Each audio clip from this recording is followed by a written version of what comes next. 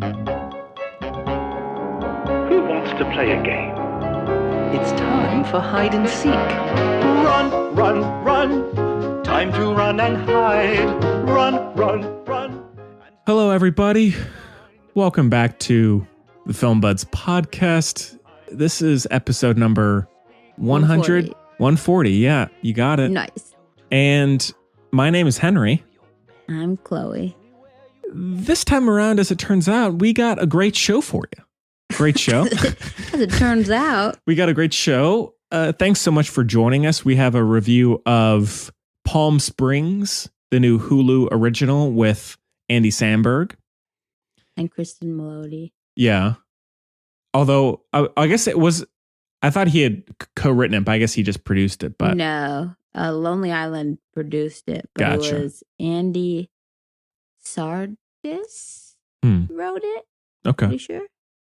And then we have a retro review, if you want to call it, of Ready or Not from 2019. Came out late last year.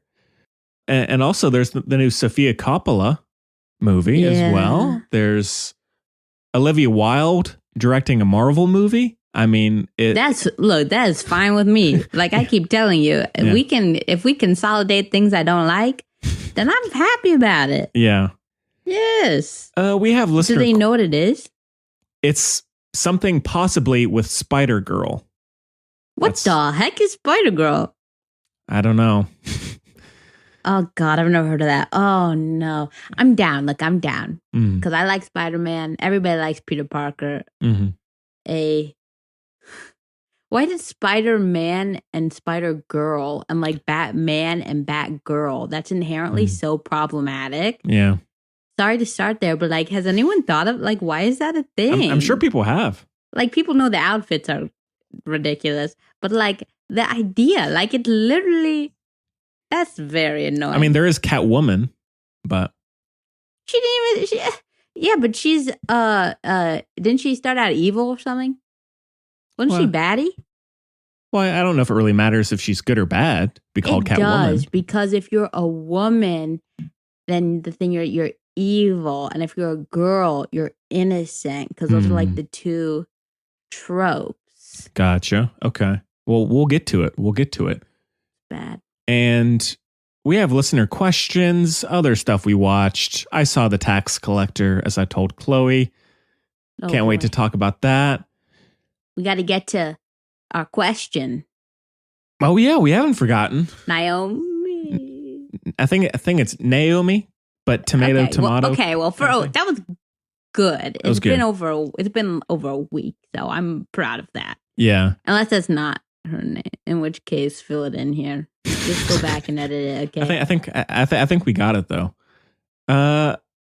Well, Chloe, first of all, how is the new album? Killers. Oh, so good. It's great. So good. Came out today. Yeah. Very good. Yeah. I was.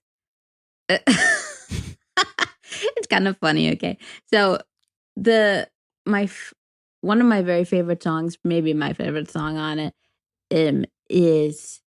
Oh, we all know how it is with our favorite bands. There's like different types of favorite songs. Like, sure. You know what I mean? Like they're like children, you know? Of course. Except for that one Bad Apple's usually around. But even them, you get them presents at their birthday. But in any case, so there's a song called Blowback, which is like probably my favorite. It's and good. The live, they did it live once or twice. And it's like very melodic and like the piano and slow and I said, oh, this is so beautiful. And then when I heard the album, I said, oh my gosh, this is whoop. And I said to myself, as one does when one feels like one is in their own movie, you're like, oh wow, I might even dance, because I hate dancing. I think this is a known thing. I think I've made this pretty. Talked about it last week, yeah. Did I? With Work It? Oh, I hate dancing. Oh my God. Okay, so yes. And all my favorite singers are bad dancers, you know. Bram Flowers, bad dancer. Dan Must Smith, be fate. Bad dancer. So yeah.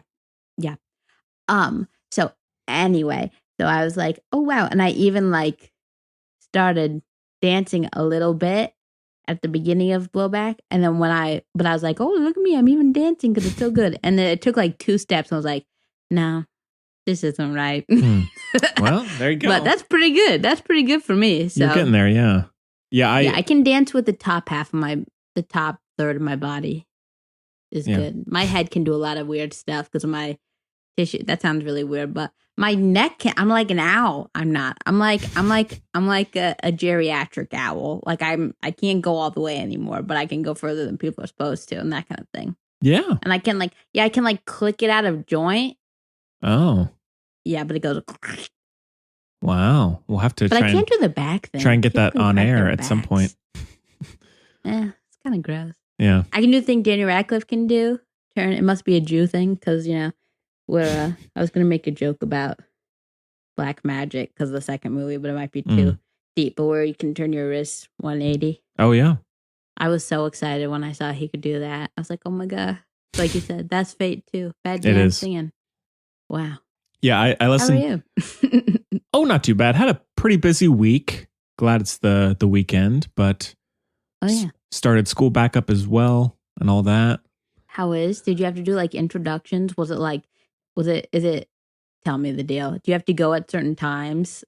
No, it's up to as long as we get the assignments done. Yeah, like the week stuff or whatever. Exactly. That's what everyone's having. I liked those, but again, I'm a cheater. I wasn't trying to learn anything. Right. Except how to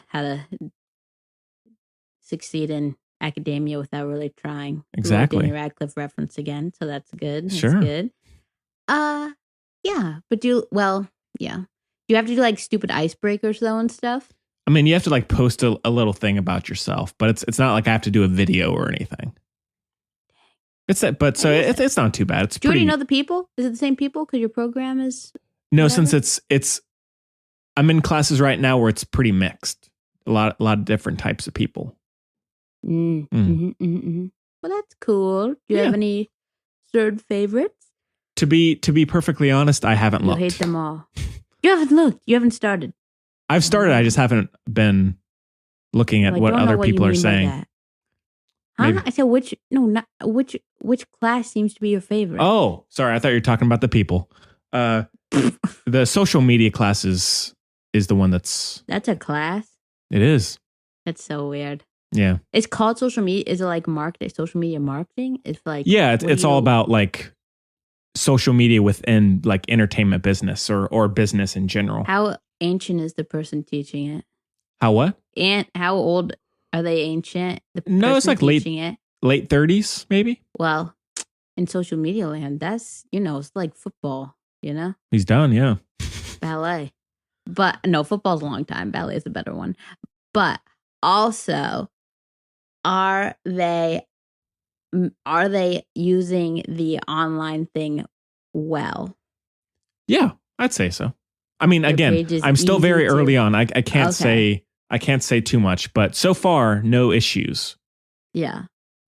You know me, I'm just cynical. I like to point out failure and but I'll keep everybody updated. I'm sure that's on people's Tell minds. Tell us when your favorite person. Yeah. That's pretty funny. Oh my gosh. Well, I guess so. First thing, if you haven't joined, we do have a Patreon that we've kind of you can't come in here without asking. What's up? I paid for this room. What's up? Oh my god. Housekeeping. So if we have rearranged our Patreon a little bit, it's patreon.com/thebuds. And you can access that through the Film Buds website, really all of our websites, as well as in the show notes. And that just goes to help this show, the Music Buds, and You Don't Need Anyone. So whichever is your favorite, you can just join for $5 a month. So that would be cool if you have. And thanks to everybody who has contributed. That's nice of you. And I guess the big thing with Music Buds that we shouldn't say anything until they're like actually done and recorded, but we do have some pretty exciting interviews coming up next week for Music Buds, which will be really cool, and we'll keep everybody updated on that. Plural? What's up? Plural next week?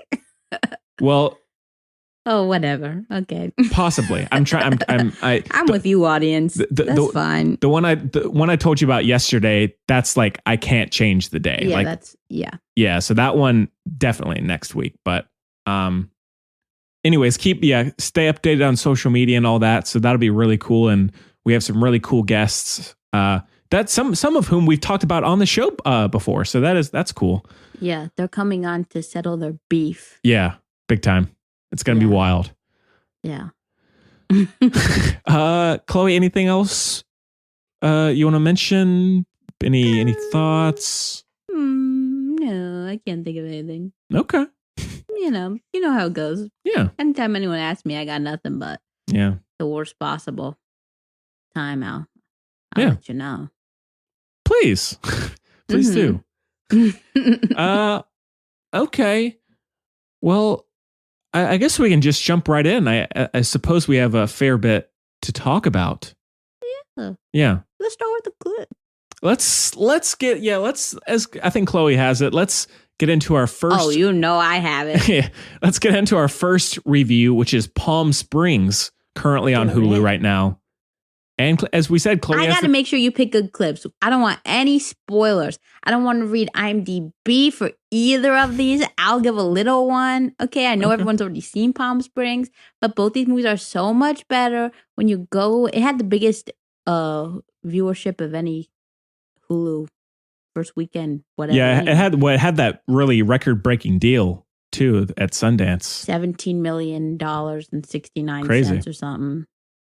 Oh, you froze. The 69, obviously, because Lonely Island. So smart.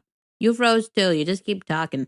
That's what I do with people. They zone out. I just keep talking. They come back eventually. Perfect. Yeah. Here's a clip that doesn't actually tell you. Take a listen. It's got good banter. It's going to be a beautiful wedding. Here you are, standing on the precipice of something so much bigger than anyone here. But always remember, you are not alone. I don't think that we met. I'm Sarah. Niles. Hi. Hi.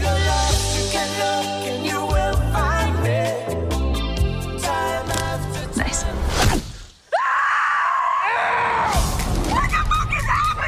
Run, rabbit, run! Niles? Don't come in here! What a clip that was. Yeah. Wow. I was making a joke there, Henry. I said, what a clip that was. Oh, I know. I was pretending. I was laughing. Because the story you told me was crazy, but we're pretending it was a clip. Yeah. How much time has passed now? It has. But we're here. We're with it. That's true. Well, Palm Springs. We're nothing if not with it. Yeah. Palm Springs is directed by Max Barbaco. And that's all you need to know. Max Barbecue directed it, and you should just watch it. It stars Andy Samberg, Kristen, is it Milioti? Milioti? Okay. Melody? Like Nickelodeon, Melody. Max Barbecue and Kristen Nickelodeon. Okay. J.K. Simmons. Adam Sandler. Yeah. And let me see if When Carefree. Yeah, so okay, the synopsis here is spoiler free, I can tell. So when carefree Niles and reluctant maid of honor Sarah have a chance encounter at a Palm Springs wedding, things get complicated as they are unable to escape the venue, themselves, or each other. Okay. Well, it's that's not bad. Cute, IMDb. It's not bad. Out. Yeah. Makes it sound a little scary, a little ominous, but that's fine. Yeah, this one was a huge hit at Sundance and was recently put onto or bought by Hulu and put on there. Most money ever. Yeah, from Sundance. Crazy deal. Well, Chloe, you recommended that we talk about this one. Oh yeah. Would you like to kick things off? Sure. So, if you don't know, you've probably guessed, and I say this a lot anyway, but you probably guessed I grew up pretty obsessed with The Lonely Island. You know? Sure.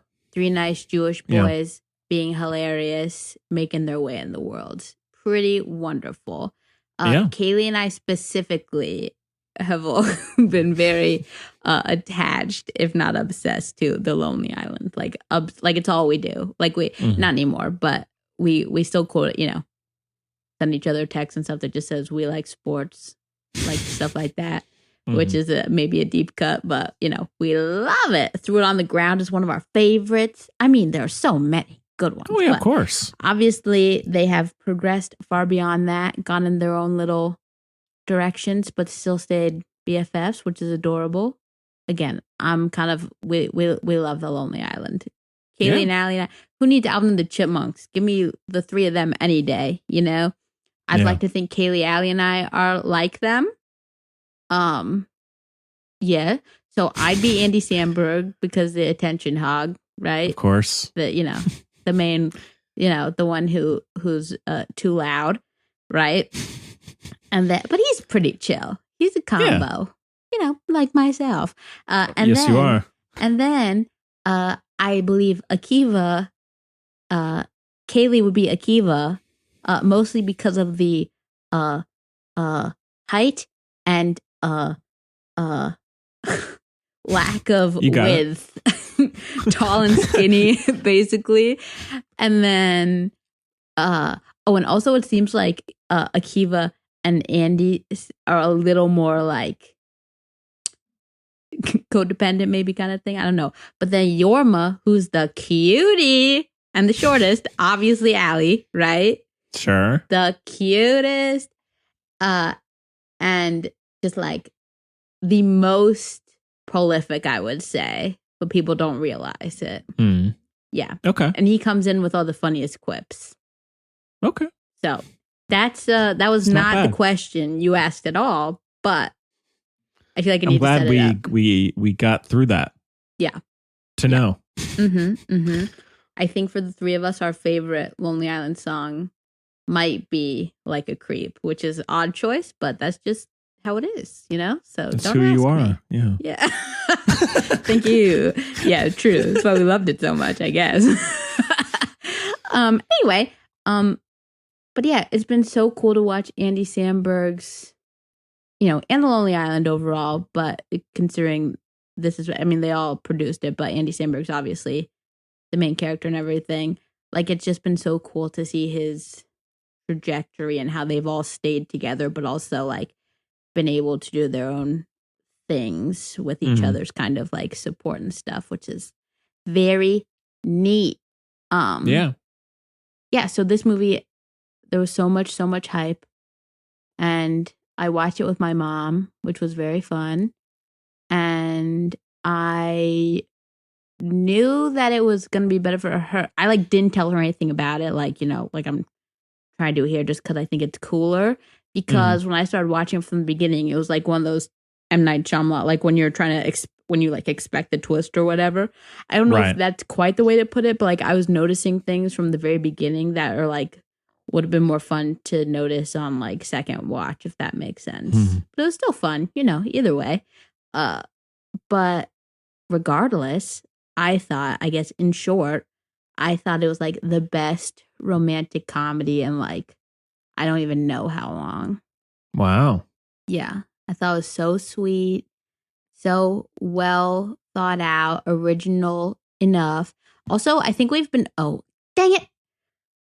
Okay, I won't spoil, but this movie fits into a very niche, but tropey somehow little corner of genre that I usually hate so much. And I've talked about that a lot on the show. I hate it. I don't know. It just tends to feel claustrophobic. But in any case, I thought it did such a good job. I wasn't annoyed, I guess, It's always a good sign. Yeah, I just thought it was really sweet. I really liked the dialogue. I really liked the characters because they both had their stuff, but not again, not in a tropey way and not over the top, which was very nice, especially with him. I think when he just, yeah, I feel I know Niles. I know Niles, and Niles gets on my nerves, but only because I care about him.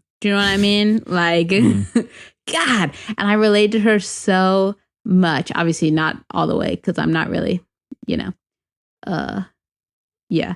But I mean, I relate to both of them, to be fair, at different points, which is a strong character. No matter what, you find something of yourself in them. But yeah, I just thought it was really good, really sweet. It reminded me of Risk Cutters, A Love Story, which is, as you know, Henry, one of my very favorite like movies, I guess. Like, especially like rom-com, rom-com, So I feel like this fits in that vibe, not just because the desert stuff, but apparently I really like that. So, yeah, I liked it a lot. And I like the supporting characters as well. I thought it was very creative and enjoyable, even though it's kind of, some of it you've seen before, but like, that kind of fits, I guess. But just certain parts of it were just so special. And when they were, yeah, it made me so happy watching them. Oh my God, I loved it. Well, good. I loved it. And I thought it was shot really cool.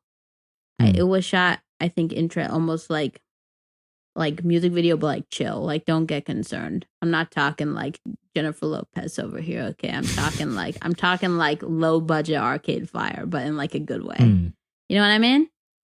Yeah, I think so. Yeah, it was shot very innovatively, and it was just really sweet, and it felt so natural, and they had good chemistry, but not in like They had good chemistry. One, they're like good actors, especially Kristen Melody. I think she's like a really good actress. I think she's been around for so long. She has like staying power. That woman is gonna work until she don't want to work no more. Like that. You just know. But because even like in The Wolf of Wall Street, she was so good. Her role was so small, and she was so good. Yeah. Idina Menzel, move over, because they played roughly the same. Yeah, it was a good. Just leave me alone. It was a good comparison. Anyway. Oh, but like the writing and the like the things that made them that made them kind of tough, I guess, as people. Like in the writing, it was very earnest and honest, and it made their chemistry work really well, and also maybe, just happy to see it. Viewers just happy to see it. Yeah, and they're not super annoying. You know what I mean? Mm-hmm. Yeah. Ugh. Thank God. Like, I'm really glad she wasn't like a huge, like really profane. That's like a typical thing. Like, or like and she was not what's the word? She wasn't like trying to get with someone all the time or whatever. Like all those, again, common tropes for quote unquote damaged women. Yeah. And I liked how they were on. My favorite thing about it in the writing that I feel like you don't see enough is like they were on. It's like, I used this term once a long time ago, and it's probably still just as bad, but I remember it. I think last time I said it to somebody was like when I was like 19 or whatever, but it's like different pages, but same wavelength is how they felt for a lot of it. And so it's all about like timing and everything, as cliche as that is. But I think it illustrated it all really well. And it was like just so happy, so nice to see them, whatever. It was so honest and, or it felt so real. Yeah. Well, good. Yeah, I liked it. Gaga and Bradley Cooper at the Oscars any day, Oh, yeah. Yeah. That was just I liked it not as much as you, but I thought the first half I thought the first 30 or 40 minutes were really disappointing. I thought it spent his dance. You didn't like his dance? The dance was fine, but I thought it spent way too much time going over these like standard. I just spent all that time. Well, I think I think a lot of people know it's great. It's not everybody. That was the whole point. Oh, okay. Well, God. I mean, I can bleep that out if necessary. Yes, please. I worked very hard. Well, yeah. So I thought the first 30 or 40 minutes, it went over certain tropes, as it were, with this kind of film that I'd seen a dozen times, and I thought it not that it's like not that it's bad to have them in there because you kind of need to, but like it felt that. it spent too much time in that, and I felt like once that section ended, I felt like then I was in. I felt like it was almost I was waiting for it to be creative. Like, dang, I didn't feel that at all. And so when the main story kicks in, and I guess the big moment towards that end of that first act happens, that's when I got into it, and I enjoyed it a fair bit towards the end. But humor wise, I thought it was a bit hit and miss. Oh, it's I thought, exactly my humor. I thought everything was funny. Really? Mom and I that is. I mean, call us Jews, but we thought every single thing was hilarious. Yes. Yeah. I now there were a good handful of laugh out loud moments. I'm not trying to say it wasn't funny, but my mom got PTSD at one point though. That is literal. That is no joke. Remember I told you that one time she fell and hit her in France? I think you did tell me that. Just straight up. Oh, there's a nasty face slap with the ground, Eddie Redmayne style. And it was not, we both went, we could not like that. I think that was a little too much for this type of movie, perhaps. Like, I don't know if it was just because of personal experience to do that kind of thing, but my mom like needed a minute to recover. Yeah. It was gnarly. Well, but yeah, so humor wise, I thought there were a good bit of funny moments, but then other times I felt like tonally I was waiting for a punchline and nothing really came. And so I was like, I didn't get what I was supposed to be laughing at or taking seriously. That is so interesting. Yeah. We should watch it together because I'm very curious. I'm very curious now. But I liked both of the two leads. I thought they were very good together. I can do without the girlfriend being so tropey. That's the only one. Think of something more creative. Because I'm sick of the sorority girl kind of like thing. Like, yeah, we all already hate those people. Okay, no offense to they're probably not listening to this podcast. So not anyone in a sorority, obviously. Some of my best friends are in sororities. But actually, I don't think anyone graduated still in a sorority for a variety of reasons. But I was in a fraternity, okay? So there. Suck it. So was Allie, actually. Huh. But that's what we call some Batgirl, Spider-Girl misogyny. They call it fraternity because it's it's everyone, I guess. Like, is the honors one, the like national honors fraternity, but it's no matter how you identify. Yeah, so, I don't know. Rude. Like, you literally called brothers. And like, yes, I'm a bro, so I was fine with it, obvious. But I can't picture little Yorma, Tacone, Allison over here being called a brother. Yeah. You know? Yeah. What was it? Yeah. Oh, I feel you. I don't know what I was saying. But no, I did like the two leads a lot, and I liked J.K. Simmons and how that character is introduced. I loved that. See, that was very innovative, interesting, huh? I thought so. I did think so, yeah. I loved all the stuff with the pain stuff. Yeah, that was good, yep. Let me say this. I will say, I mean, I feel like I'm trying to do without spoilers, which I know is annoying because everyone already knows. But if one person listens and they don't know, and then they watch it without knowing, like, that will be like my life's mission will be complete. You know what I mean? Because I think it just makes it that much a better viewing experience, Henry. So anyway. Yeah, I can cut that out. What? I didn't say anything yet. No, of what I said. Oh, yes.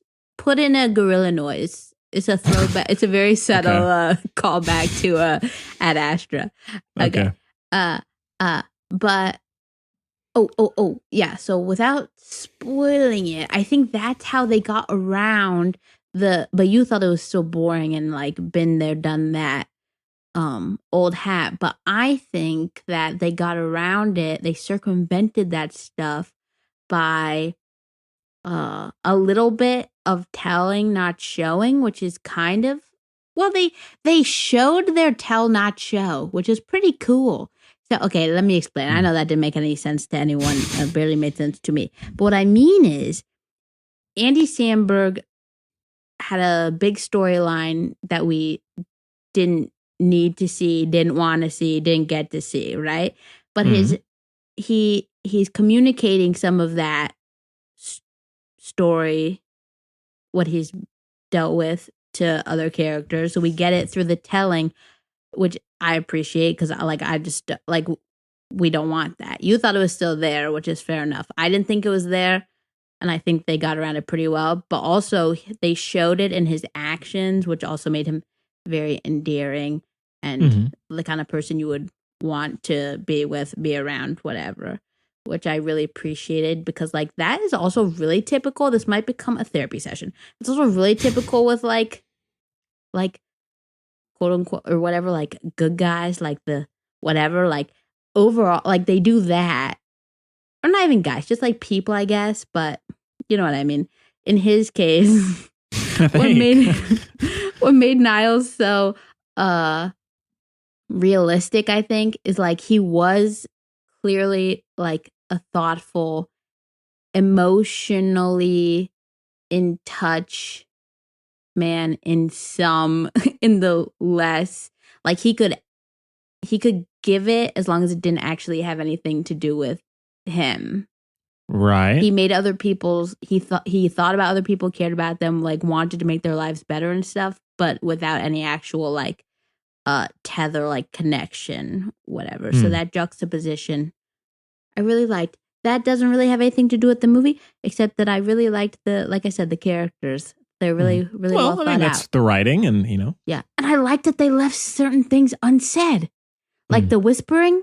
I said, yes, I know what you whispered, but I'm glad you didn't tell me, because I feel like 90% of movies would have either told you what you whispered later, like thrown back to it so you knew what you whispered, or, freaking Ghost Story, who no one knows what you whispered, like, oh, it's up to your, like they put that note in the wall and only Rooney Mara knows what it says, like literally, like even the director.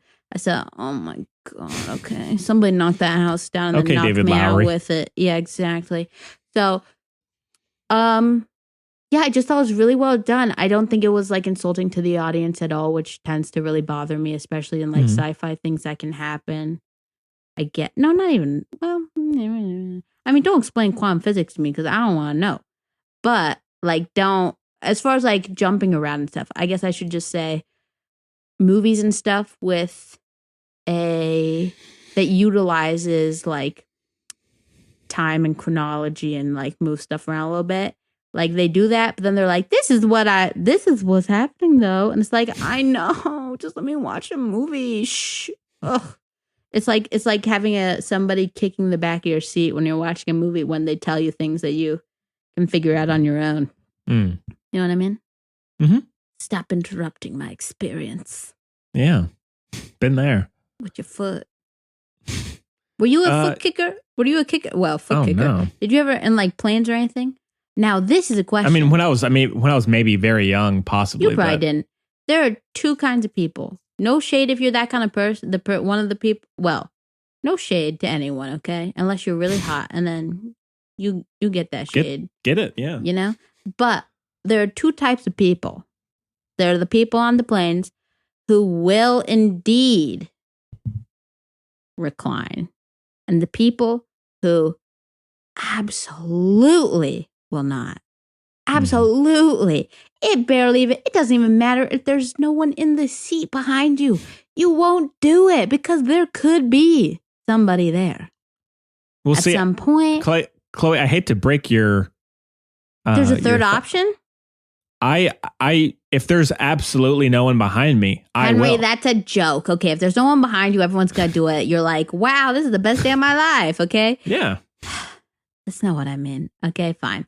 They're the people who will and the people who okay, I'll give you a better version of no one behind you. Okay? And I'm about to sound I know. Okay? So like in business class, you put the seat back, like recline, but there's still plenty of room. Like that's part of the point of it, right? Like behind, so it wouldn't affect. But I still won't do it. Okay. Those are two types of people. Okay. You won't recline even in business class. Okay. Or you'll recline in coach. And if you recline in coach, good on you, but you probably did not help someone's day. Yeah. Mm-hmm. Oh my God! Wait, this is really this was really bad. Actually, you can literally injure somebody. Maybe this is why I'm so such a bad memory. Oh my God! No, because I was sleeping. It was because I went on a trip to Poland, as some people know. You might recall, Henri. I do. Yes, it was quite an experience. Oh my goodness, in so many ways. But in any case, I went with like a group. So I went, oh God, I don't mean to sound so obnoxious. I was in coach for a really, really long, I mean, not crazy long. We're very fortunate, not Jackie Chan over here. And was that too deep a cut? Perhaps. Around the world For some. Around the world in 80 days or whatever it is.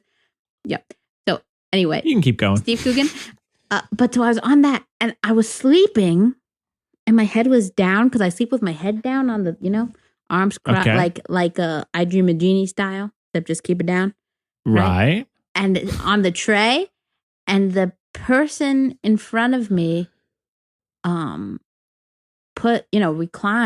and it hit me and I didn't move because, that's the whole but the rest of it moved and went so hard. It was crazy how much and I think there was force or whatever. I don't know. Again, I don't know physics. Don't ask me. Don't tell me. But with the you can ask me. I won't have a good answer. But it might be a good, funny answer. But so I was still there, a little extra resistance, right? And they're like, "Why isn't the seat going?" I mean, it's like one of those. Like it did recline, and it hit me, but not like that much. So it was like a. It took me a minute to figure out what was going on because I was asleep. Yeah. That's not that good a story, but that's what happened. Yeah.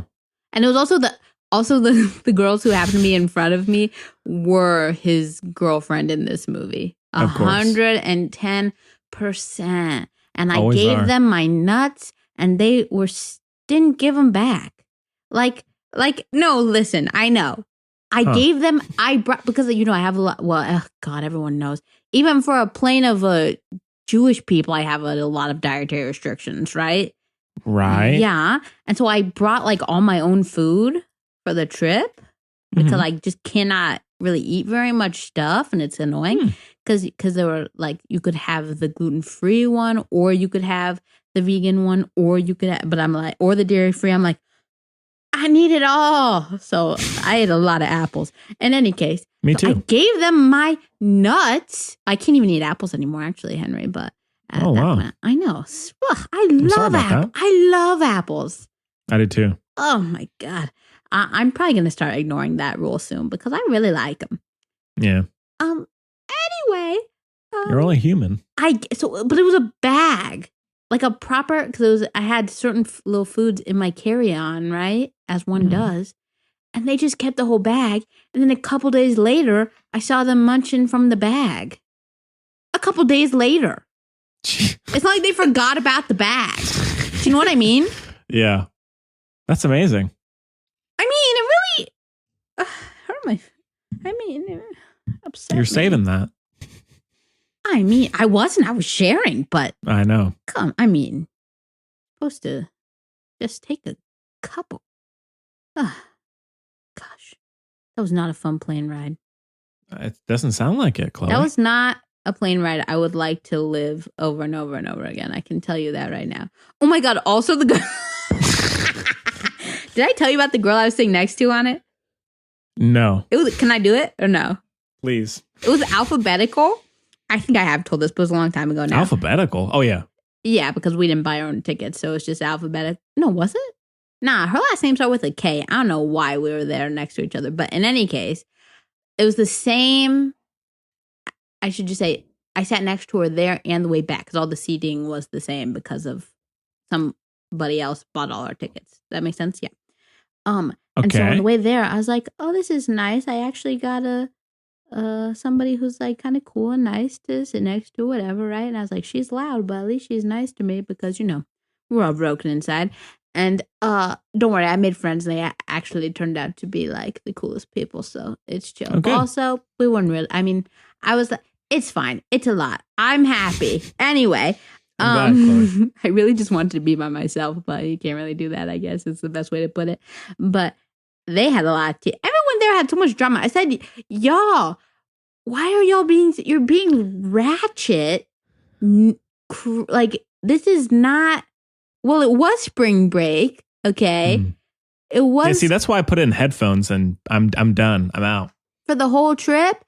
No, Oh, yeah. Hear me out. I thought there'd be people. Look, it was college spring break, yes, but it was also a trip to visit freaking concentration camps. I figured these would be people on my level, right? No, they were ratchet.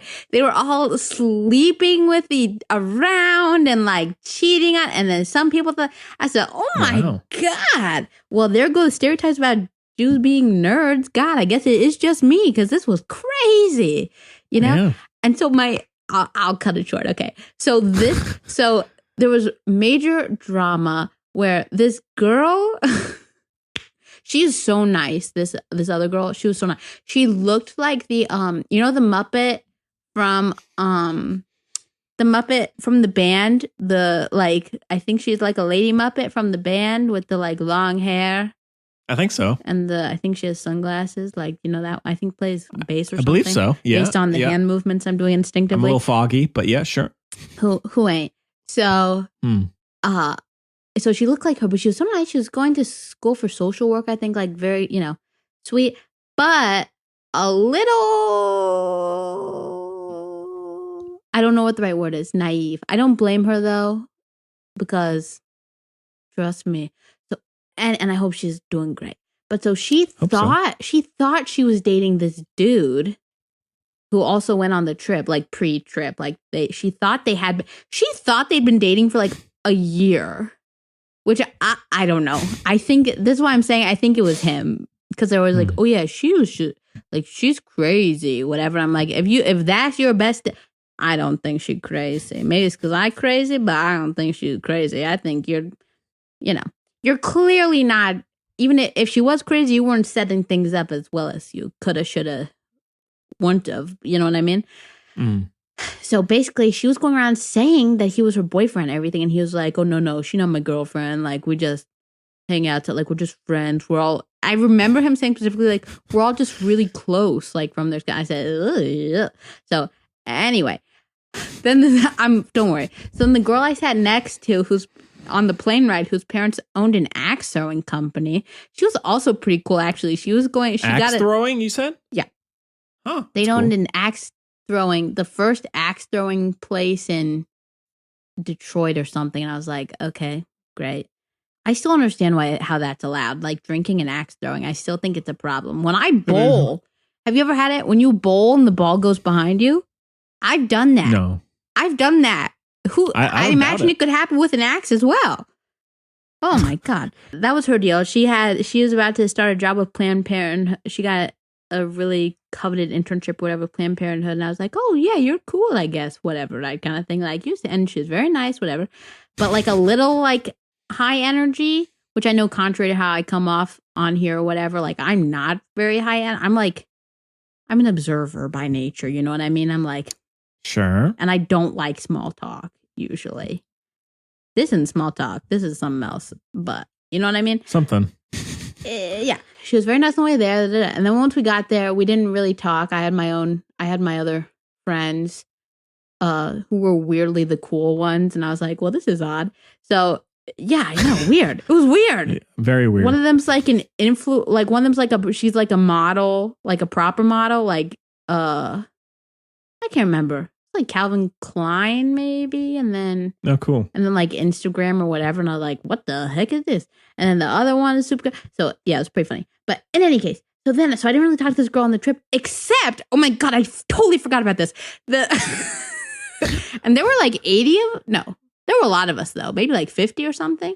But the two girls who were like the girl, Andy Samberg's girlfriend in the movie, who were sitting in front of us on the plane, right? Ended up, I saw them coming down the stairs because we were in this really old Polish like hotel, and like we took up the entire hotel, but it was like super old and it was very pretty and everything like that. But like Right. And there was like a major cat fight, I guess, to use the backwards wording, but like they were in like a fight, I guess, the two girls, and then the girl I was sitting next to, and then maybe some other. Turns out that the two girls who were in front of me on the plane, who were very extra, but one of them was nice, but the ones who stole my nuts, they came downstairs and were like, because they shared a room, I get. No, I know what happened, because we had to lock. Okay. I know. I'm so sorry. We had to lock the doors at night and stuff. We had to lock the doors. My roommates and I decided, like, who are my friends, we locked the doors like all the time, because if you didn't, people would like go into your room like to use it. And I was like, this is wild. So that is weird. So the guy who said he wasn't the boyfriend of the girl who said that she was his girlfriend, right? I think so. Was using the nut girl's room with the axe throwing girl who was next to me on the plane, right? So right. So the two nut girls liked the social work girl or whatever, and like they knew the deal, and so they started screaming at him and like calling her names and like, and they were like running out of the room with, not really put together, and obviously my friends and I were not. I mean, we'll hear, but we're not involved. My friends didn't do anything bad or gross or wrong and we didn't sneak it, obviously. I mean, I know I have to tell you because of my, hate to ruin my street cred here, but we were chilling, nice to everyone. We also happened to be right across from the the tour guide, whatever. Anyway, so we couldn't do anything anyway. But we were really happy because we were like, that means people aren't going to try to get in our room. So, except one of them did sneak out, but that's okay. Okay. So we're going back. So that all happened, right? Don't worry. It's almost over. But then, because now it involves me, so don't fret. So I only found all this out from listening to her. Well, no, I knew a little bit of the tea. We knew a little bit. We knew the kind of what was going on, but we didn't know really the ins and outs, which, happy about that. But so she told me, so my plane neighbor told me all the information about it, and she was like crying. She's like, but we're like in love, like we know it's only been like 7 days, but like I'm really, and like everyone else thinks I'm like a scarlet letter, which I don't think is right, but also you're friends with that one, and also y'all live across the country. This was a wide, actually it was international, the people on the trip, right? Happened to be my rabbi because it's cool, but yeah. And then the boy I had a crush on that I inadvertently quote unquote followed to Poland. But in any case, but everybody else was just from all over the place. She's like, I'm just in love. And I said, oh my God, this is so much. Oh, because Henry, you don't understand. Okay, so this is the thing I was going to start with. She had me she wrote him a note. She was like, but no one's letting us like, it was like Romeo and Juliet. Like, no one's letting us talk because like he was in a relationship, but he said he isn't. She just thinks he is, and she's crazy. A girl calling girl crazy. You need to shut this down. Okay. You look like the crazy one. You are the crazy one, to be fair. You've known him for like 7 days, and he's the love of your life, and he lives literally across country from you. So this is great. Anyway. So she wrote a note, opened a chocolate bar that she got in the airport, put the note inside the packaging, close it back up because it's a little sticky, whatever. It was Willy Wonka action. Yeah. And then had me, even though I've never talked to that guy in my life, because you could tell that, or I could tell that he was fill in the blank. Like he's just gross. Like I had no interest in talking to him, obviously, any of the time. A turd. So, yeah. So we never talked, didn't know each other. I didn't know his name really. I did, but that's just because I knew everyone's name, but he didn't know my name, like that kind of thing, right? Like zero. Mm-hmm. She had me bring up, and he was at the front, literally. He got the sweet spot where you got room in the front. You know what I mean? Mm-hmm. And we were in the back because we were in the back, which is, fine. So I had to walk up hand him the candy bar with the note, go back to my seat, and wait for a signal. She's like, can you see him? Is he reading it? Is he reading it yet? Like that. No joke. No joke. Mm-hmm. And I was like, believe I don't know. I can't really see him. And then, so she's like, well, go check. And I was like, oh my God. So I went and found my friends on the other side of the plane. I was like, this is so crazy. And then I looked and he was just eating the candy bar. And I'm pretty sure he hadn't even seen the note. I think he just thought I gave him a candy bar, which like, oh yeah, what a catch. He's clearly. Yeah. Classic man mentality. Ugh. So it was very strange. It was very strange, Henry. I bet. Ugh, there was more to it, but I won't get into it. Okay. Sorry about for that little detour. But no, I mean, I thought it was good. I don't know if I'm getting a little tired of what made me talk about that? Do you know? I have no idea. I have really no clue. I'm going to have to go back and listen to it. Yeah. But no, it's just, I'm getting a little tired of despite it being innovative at some points, I'm still getting tired of the scenario, the concept of the movie. I just, we've had, Nice. Oh, true. I'll edit that out. But I'm being so obnoxious. I'm so sorry. That's okay. A fair amount of movies that have copied that style, and I'm just not to say that it's inherently bad. I just feel like there's been a lot of them recently, but that's the thing. That's the thing. I hate that. It's like my least favorite. But I loved this movie because I think that's a good movie. Like it can be almost anything. I mean, we'll talk about the next movie, but if it's just like good, then it's good no matter what. Yeah. And I mean, even with that being said, I still enjoyed a fair bit, and I once that main story kicked in, I really cared about the two characters and that relationship, as well as what happens with J.K. Simmons and Andy Samberg. I liked that. Very and the whole sweet. Reveals with him. Yeah. I absolutely loved every part of it. Yeah. I thought that the one twist towards the end with Andy Samberg revealing something to Kristen about when they're on the road, the cops. Yeah, you're pull them funny. over. I knew that the minute. I mean, not that I couldn't tell that was happening. More so, just the actual impact of the scene itself. Mm-hmm. Not like that happens. More so, her reaction and how that plays out. That I liked.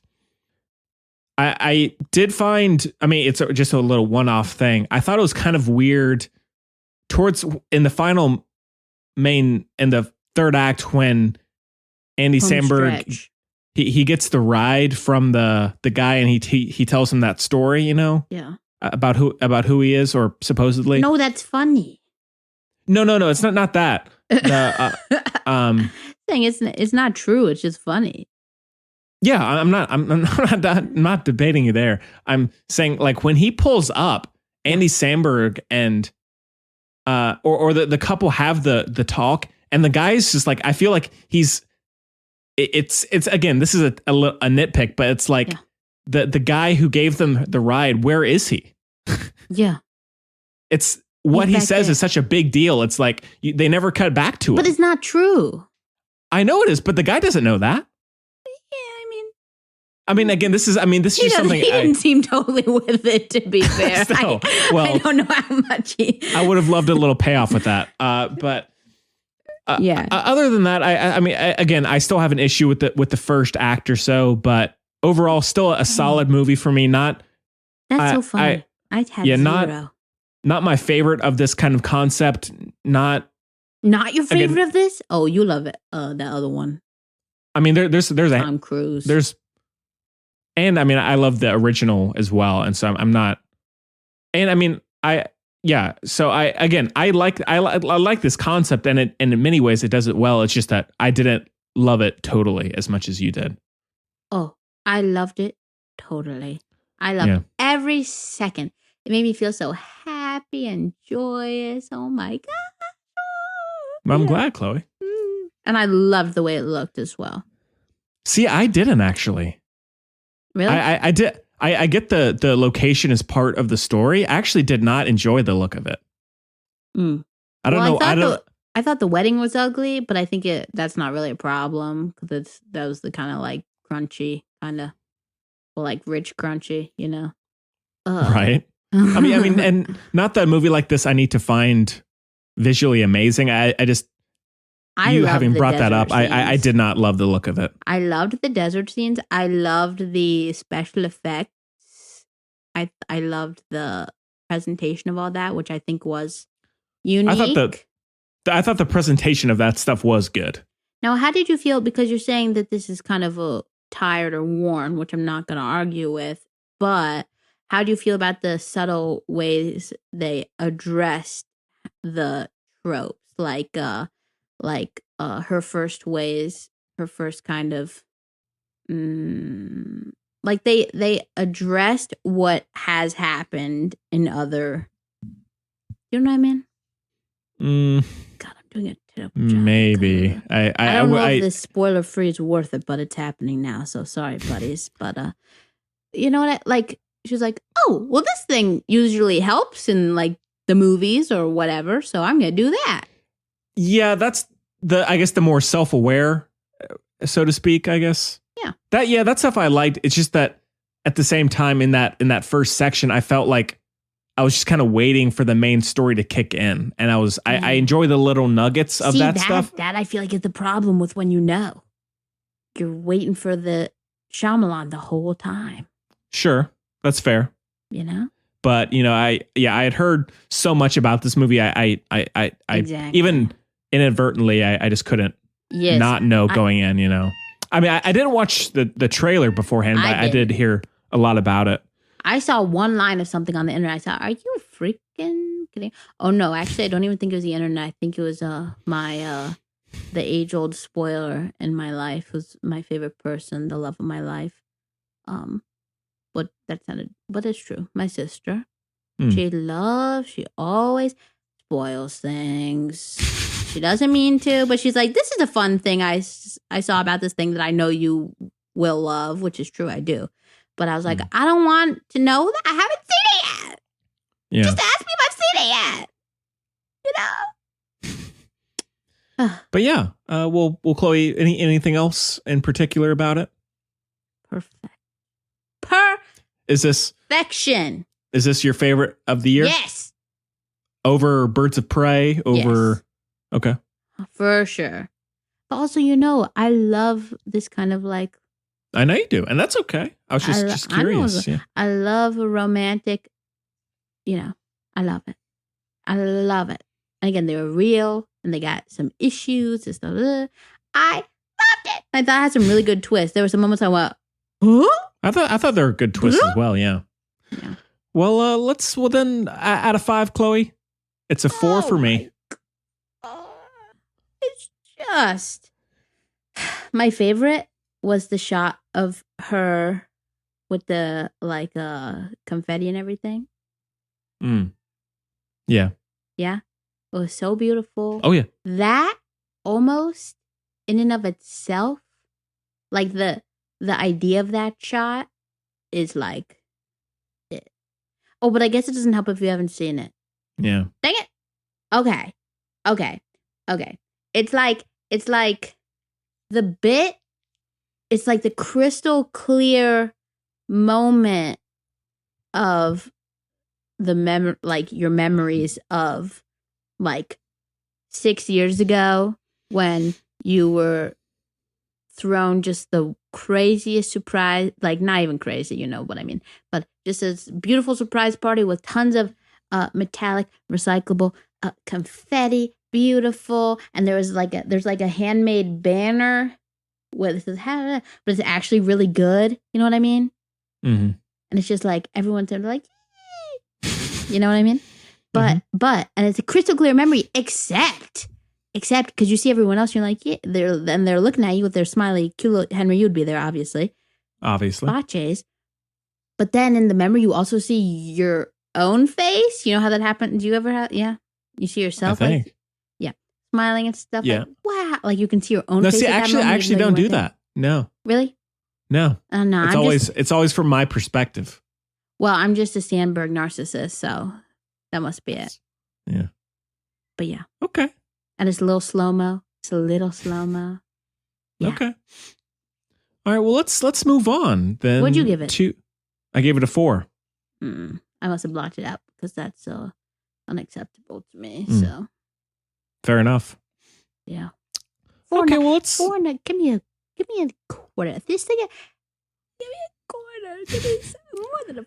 Let's get to Ready or Not. Here's some pale people now. Take a listen. Yeah, from 2019, and we do have a clip as well. So take a listen. Whenever the Ludomases are presented with a new addition to the family, we place a blank playing card into the box. Our initiate then has the privilege of drawing the card, and Mr. LaBelle will tell us which game to play. I got chess. I got Old Maid. Seriously, what the fuck is Old Maid? Fitch.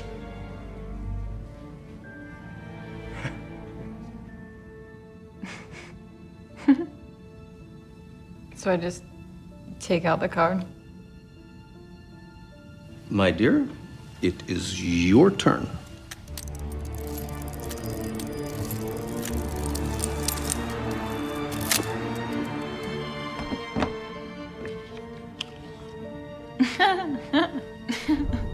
What does it say, girl? Oh, it says hide and seek. Are we really going to play that?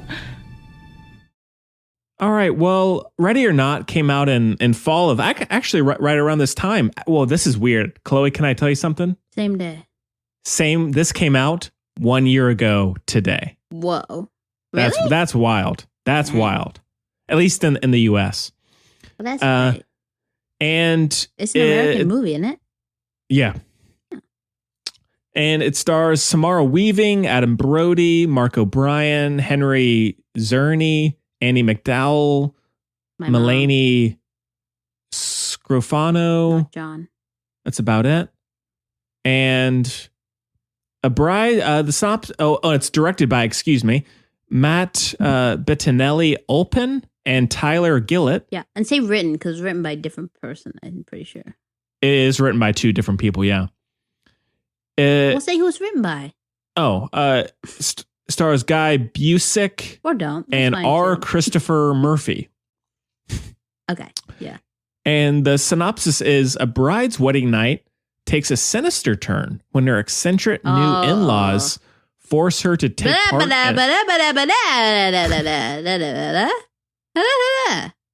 when okay, let me do it. I'll be a subtle. As Okay. she's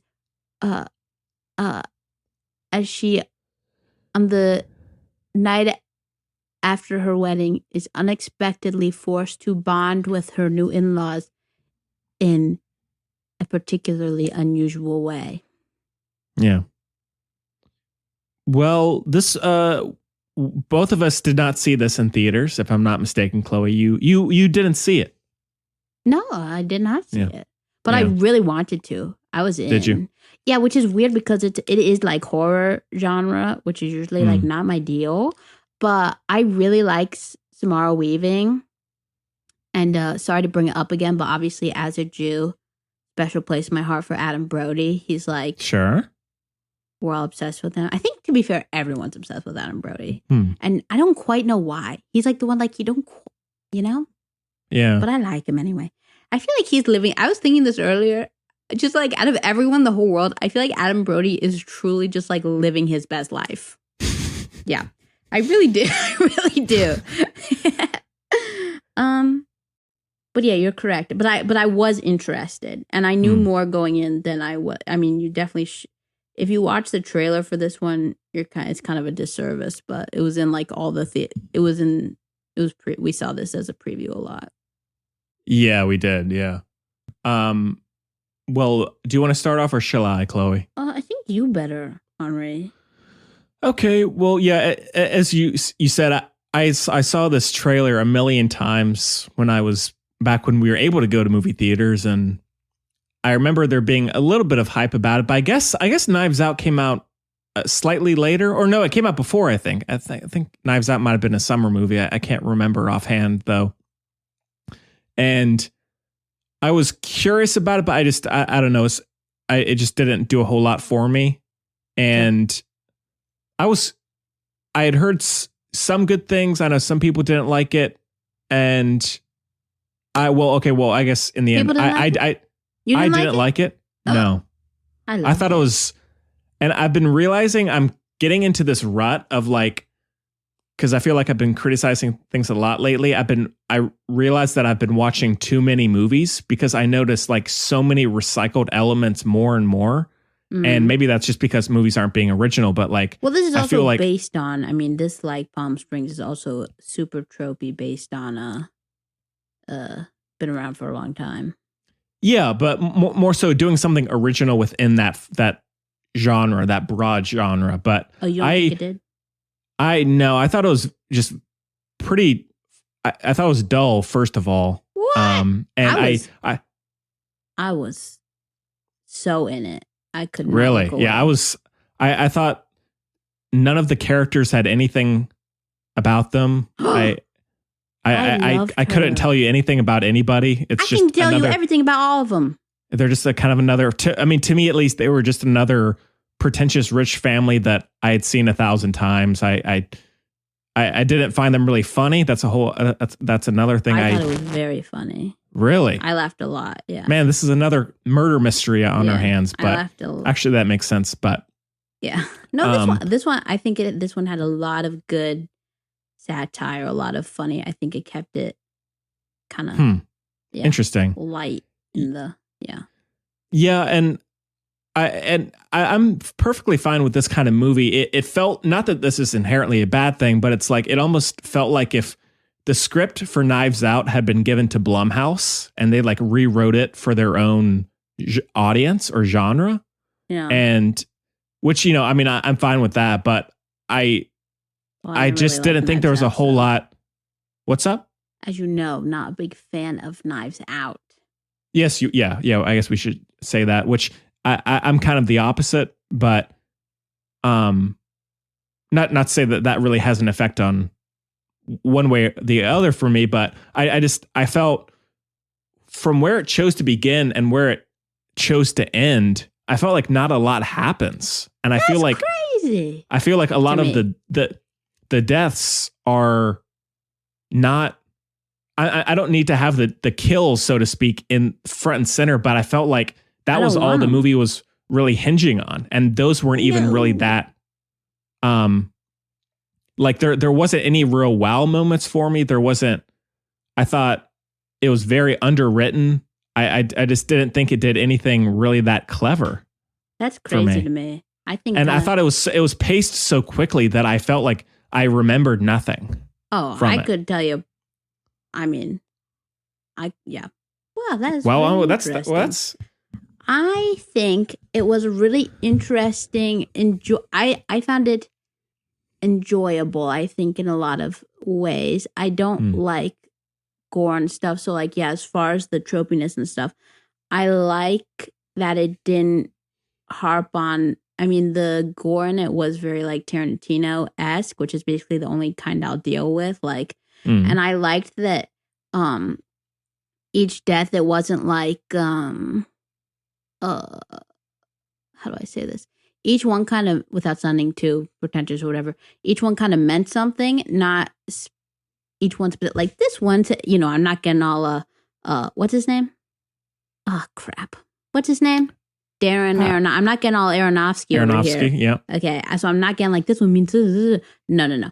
But like, as far as, like each time someone died, it said a little something. It had a little bit of commentary. It was a lot. This movie was a heck of a lot of being hoisted on your own petard, like to in a, I guess, a very literal sense. I think, like, and I loved the last scene. I really, what I mean?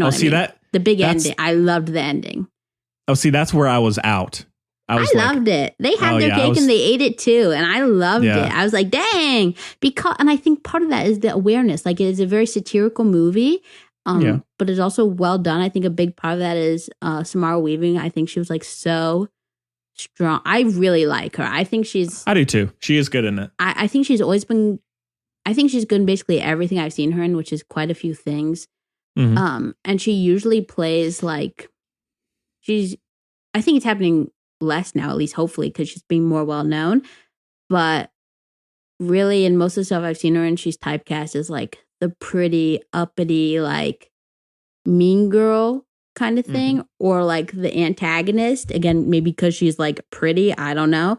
But I really liked her character in this, and that she was able to be strong, but also human and like good and like kind and everything, but also like have her moments and her breaking points or whatever. And I love, my favorite thing, especially in movies like this, is the kind of realism, whatever, in the characters when they're in really traumatic situations and stuff, like still being sarcastic or like making a joke sometimes without it being like a one-liner, like a tutu, like not like that kind of, not like did somebody order, I don't know, something stupid like that. You know what I mean?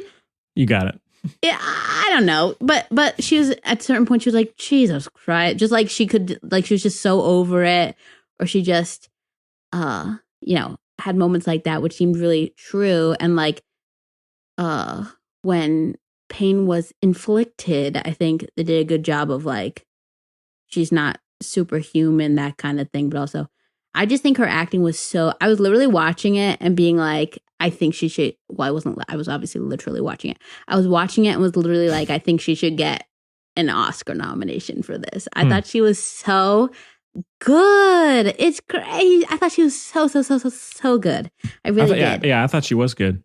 And I thought everyone else was good too. Like, yes, some of the characters around her were tropey and stuff, but again, I think they're working in, I mean, it's kind of a campy movie. It's like when they're kind of genre bending here, like a horror comedy, which I think it was very funny. You didn't, but I guess that's to taste, but like satirical kind of thing. I think they did a really good job with the rest of the family, especially like there are a lot of characters, and I prefer them not to all have their own like if we're comparing it to Knives Out, in Knives Out, they each had their own little corner of the quirky world kind of thing. Like this one was in this one, like that kind of thing. Sure. Which just isn't really my deal. And also like if you peel back layers and stuff, like I don't want all that because that's not always their really kind of thing. Like, in this, like there were some dynamic characters, like the brothers. I thought was a really awesome. I thought that was really good writing and really good relationship to see how it played out and everything. And I think that kind of had some twists and turns too. And also I think it made sense emotionally and psychologically, like why those things turned out the way they did with certain characters, and other ones it was just like impressive and believable. But like, yeah, it was like a little campy. Like Adam Brody's acting was a little campy, but I think it fit just fine because they made this kind of world, I think. And even like, again, there were lots of nods both to the fact that it was satire, like with the rich people, and like that's very I guess a shallow well, not shallow, I don't know how to say, like that's a common thing, is like rich people be tripping and they think they're better than everyone, whatever. Those are like common tropes and everything like that, like exorbitantly rich, which is true because at the end of the day they do, discard people's lives for their own gain. I mean, like Jeff Bezos making people pee in bottles over here and sleeping in their cars as they work full time, like it's crazy. So you know what I mean? So it's not actually, and covering up. What state was that? Shoot, there was that big cover up. Amazon, somebody died in the Amazon warehouse, and they covered the legislature covered it up. But anyway, so just all that kind of stuff. Like it's not actually that far from the truth, but it's much more like accessible, I guess, to watch it this way, and it's like kind of a throwback. But yeah, I liked how some of the characters did have dimensions you didn't know. Other ones you knew exactly who they were because that is real life. Like the brother-in-law with the phone and stuff, like he was. I thought his comic relief was successful in the way that like this guy sucks, but like I kind of liked that, and I liked the stuff with the maid, and I liked the repetition of history with the sons and how that kind of influenced certain characters to maybe turn, make decisions that would fulfilled it. I actually thought it was all tied together really, really well. Like I thought it was very well thought through and a very successful satire. Again, especially with the end. Mm-hmm. Yeah. I really liked it. And I don't have an issue with broad, tropes or caricatures of characters, but as you're kind of saying, like personal taste, I didn't find those characters funny or endearing or that charismatic. So I just got nothing from them really. I thought Samara Weaving was excellent, and her she's the main draw. I didn't find the other ones endearing.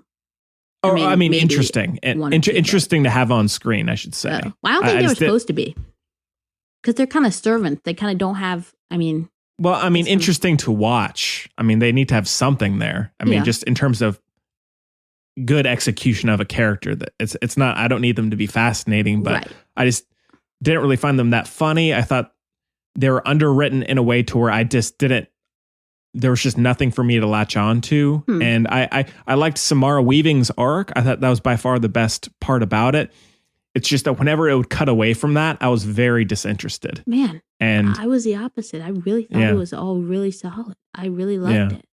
Yeah. And as far as each of them being one, I think they're seldom successful when there's so many characters. And like, I talked about this in Knives Out, when there's so many characters and everything, and you're trying to like make them all have their moments and all that kind of stuff. It can come off like very forced feeling and everything like that. And so with this one, I kind of been thinking of it like Pac-Man. Like it's like Pac-Man, and because you think, well, when I think of it, I think Pac-Man, and then I think the ghosts. It's not like, oh, the yellow ghost, the purple ghost, the pink ghost, the blue ghost.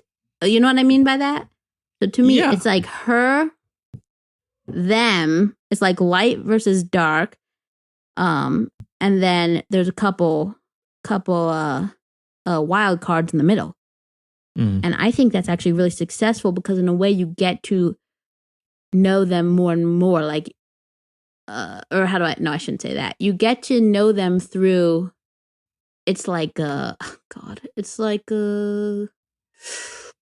when it's, oh God. Okay. Basically I'm thinking of a bunch of them as one, like mom, dad, sister-in-law, brother-in-law, sister, kind of like one character to me. And butler, even, whatever, which is also a very interesting thing. Like he doesn't get anything from it, but he feels like he has to help, that kind of, again, commentary. But I kind of thought of them as one character, just many facets of the same personality type, because I think that's what it comes down to, especially regarding what they're talking about, like regard for human life and greed and what matters and blah, blah. There are, it's not like how this person will react. We're not talking about each astrological sign. We're talking about like moral people who care about other people who are very selfish and think they're better, that kind of thing. So that's why I think it works that they're underwritten. I think they kind of were grouped together, which was fine for the purposes, if you ask me, because it was like a versus thing, again, with some wild cards thrown in there, which I thought was pretty cool. Yeah, I get that for sure. It's just in the end, I just didn't find that interesting, or and also kind of, I guess, in terms of how that kind of effect will like kind of spiral a little bit or snowball. It's like then I was looking for other avenues of interest, and I found, like, again, I don't need kills in this kind of movie to be super gory or crazy, but then I didn't really find that to be creative. Like when she falls into the thing in the barn and things like that, I feel like I could see what's happening, a scene before it happens. I can see that kind of stuff. Yeah. What's up? Yeah. And so it's thinking about her. Like, I don't think it was supposed to be like, there's things here. Like, I thought it was interesting. I think they did a good job with the orientation and stuff, because it's like a really big house and everything like that. So like they're saying like, okay, let's drag up. Like I did not, when she got to that place, I wasn't like, scary. I was like, oh, this is where they put that. It made it more real to me, more surround sound, because I was like, oh, this is where they've been going to do that. It's like I discovered something kind of as she did. And then, and she wasn't like too shocked. She was like, I just gotta keep So I think it was not even exactly like I don't think that was specifically supposed to be a jump or anything. I think that was kind of expected. And then Yeah. And then you find out like why they got so many goats. Like she's surrounded by goats and everything, which is kind of like, it's just, I like it. Yeah. And I understand that. It's just, I don't know. I felt like that scene, and it's not saying that pinpointing that one in particular, but like, I just felt like I had seen that kind of scene 1,000 times. And I don't know. I felt like it moved along so quickly where I just was not absorbing any of it, really. I just didn't. Well, I liked when I was with her, and it's just everything surrounding it I felt was below her in terms of the execution of it. And so she's definitely supposed to be like the focal point of the movie. No, I mean in terms of making things interesting. I felt like I liked her overall. It's just that everything surrounding her I thought was weak, and so I just didn't. I didn't care as much about her journey as I wanted to, because everything else in the movie was not good to me. So I liked her performance. Yeah, but I was getting bored of how I just didn't really care how it would end or why she was doing this. I kind of lost interest along the way. Why she was doing it? No, I mean in terms of the arc of the storyline, I found over time I just lost interest because I didn't care about the world itself. Well, I don't think you're not really supposed to like the world itself. You're just with her. I know, but I mean in terms of taking interest in the world of the story of the writing and I just didn't find it interesting by the end. All right. I just lost interest. Yeah. I mean, I'm glad the way they didn't always I'm glad they didn't like fetishize any of the bad stuff in there, which is like if they made things more gruesome or more detailed or anything like that, I wouldn't have liked that at all. And I think this movie was pretty feminist, which I liked a lot. Not in the way like, oh, she's a girl and she's like, whatever. But I mean, in the real sense of feminism, just like each character was different enough. Like the men were all different enough, as it were. The women were all different enough, as it were. It was not like it was neither the typical damsel in distress nor the antithesis. It was like how feminism should be, which is just like, good people helping good people, I guess, as that goes. Yeah. And I really liked the kind of oh god, I'm gonna mess up their names. Remus, Romulus. What are the names? Is that it? I don't know. I liked that deal. I liked that a lot. And I liked the repetition of history kind of thing. With again the brothers, but also like the aunt and everything like that. I liked it a lot. I really, really did. I thought it was really well written. I liked the characters. I felt for some of them. And yeah, I thought it was also pretty suspenseful. And I liked that she wasn't like Lara Croft. Like she wasn't like a genius. She wasn't like MacGyvering things over here. Yeah, I like that too. So, yeah. Oh, that's so crazy. I didn't like it. I just loved it. I loved the thing. That's the other thing I will say. Especially impressive because it was done by like 4 dudes. But like so much of this, and this might be a little bit of it. Was not like my main draw, but it definitely helped. Was like the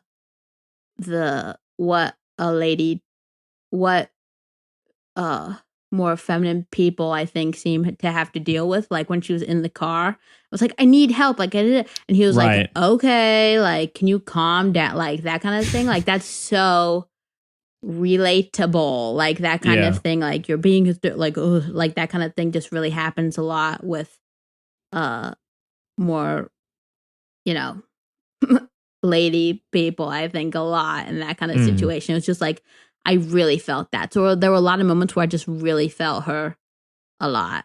And I also thought they did a really good job of solidifying the love in the relationship early on, like so fast. I thought that was pretty impressive.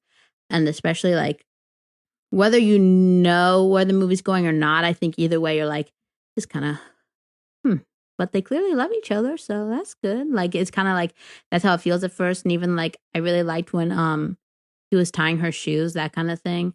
Just little things like that I thought were actually like properly strong. I feel like I'm pretty sure her shoes changed, but that's okay.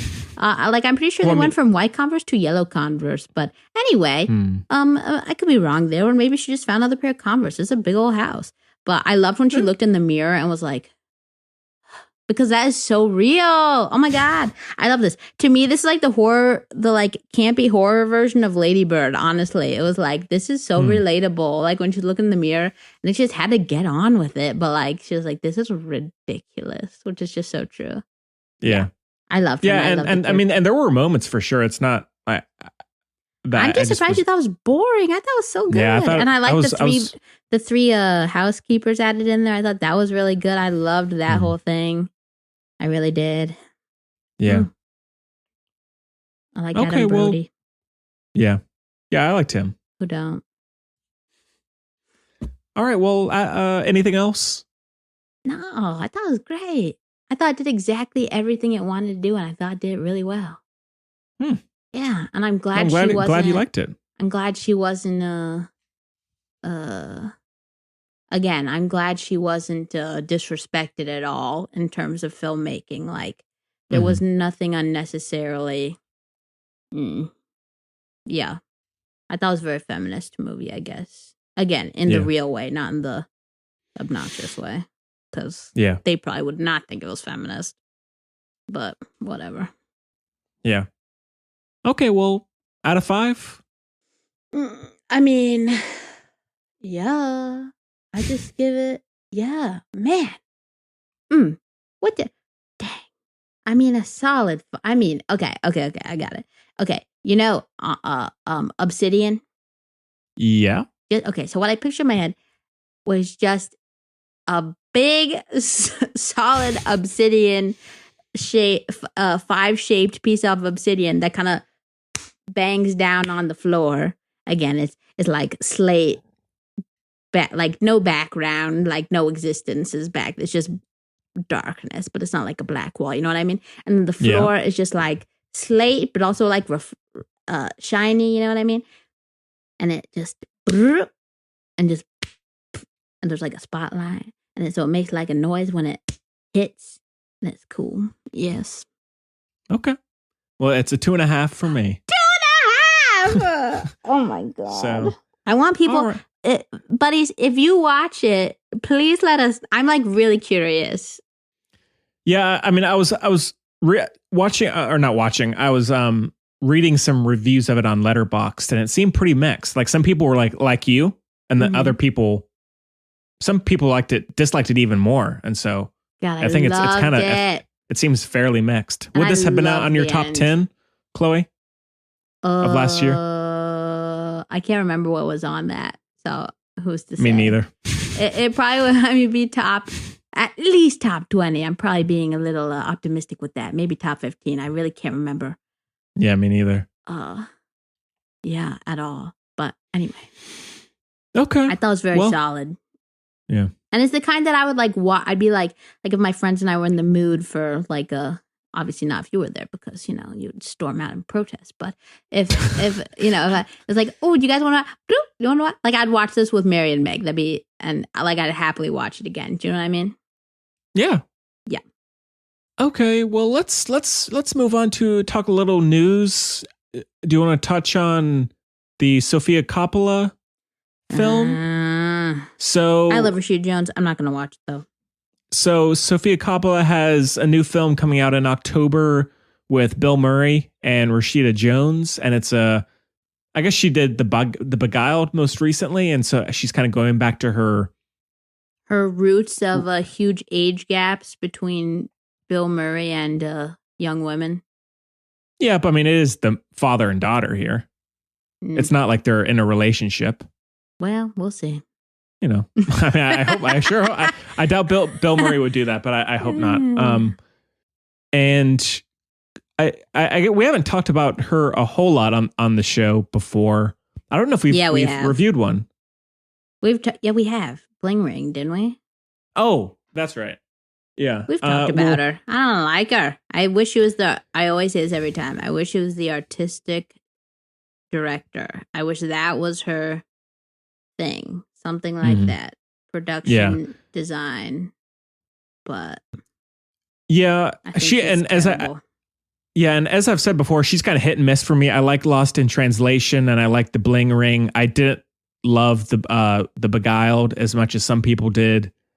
I think that there's still one or two that I haven't seen, but I'm curious as to what she has, because she does have a style, and that's, even if it's not good, it's just inherently interesting to me to see that on screen. Me too, but it makes me mad. It just makes me mad. Like Marie Antoinette just made me mad. I was like, I love these. Right. Because it's almost like, for me, it was like... Which I do like. She might feel the same way about it if I made a movie, but it was just like, I was like mad at her for like playing New Order and like stuff that I liked. I was like, this? No, not worthy. Yeah, I had forgotten about that. Contrary to you, I do like that one, but so even if I don't like the movie at the end, I still am curious to watch what she does. This one though, I thought it looked... direct Palo Alto? Maybe. Oh, that was a different Coppola. There's so many. Yeah, there is. It's crazy. Too many Coppolas in the kitchen. This one though, no, I love Bill Murray. I love Rashida Jones. I thought, and actually, I do like Marlon Wayans a lot when he's given good material. Yeah, me too. But I thought it looked very boring. I thought it looked so generic, and yeah, I'll see it at some point, but I was really underwhelmed by the trailer. Yeah, I'm good. I have a hot take. Take. I mean, no disrespect. Apparently, he lives his best. He's like Adam Brody times 10 as far as living his best life. So don't mind me. Who are we talking about here? Well, I'm getting to it. I don't really want to watch any more movies with Bill Murray. I just don't. Why is that? He's just always Bill Murray, and it's not his fault, but I think people are like, Bill Murray's going to do it? And then it's literally just Bill Murray being Bill Murray, but like the extra Bill Murray, like actually I've heard he's like pretty kooky in real life in like a good way or whatever, but like eccentric. I've heard that. But like, that almost makes it worse. I'm just like so over it. You know? Give me Jeff Goldblum any day of the week, sure. But Bill Murray, I love Bill Murray, but I do think some of his work recently has not been my favorite. I think whether it's his choice or dog, sure. Yeah, that's a good point. That's a good point. But I think a lot of his recent work, whether it's him just not being in a place where he can just do whatever he wants and do very quote unquote easy films, I think his performances have not been as interesting for a lot of the reasons you just said. And that being said, I still try and watch basically everything he does, but I agree. His recent work has not been amazing. Aside from, I like Isle of Dogs a lot. Yeah, but like, it's just not for me. It really isn't, especially anymore. Like, and again, seems like a very nice person. He's done a lot, had a very good career, and he continues to. But it's certainly not gonna make me want to see a movie because Bill Murray's in it. You know? Fair enough. Yeah, fair enough. Because it'll be Bill Murray. It won't be the character. The character will be Bill Murray. Yeah. Which, like you said, that's obviously not all him, but he's lucrative. But that works for like a singer or whatever, but doesn't work for an actor. Yeah. Yeah. Well, I guess we can touch on Olivia Wilde. Some big news with Olivia Wilde. So, Olivia Wilde, of course, she did Booksmart last year. Imagine if it was called Spider Boy. You have Tobey Maguire walking around as Spider Boy.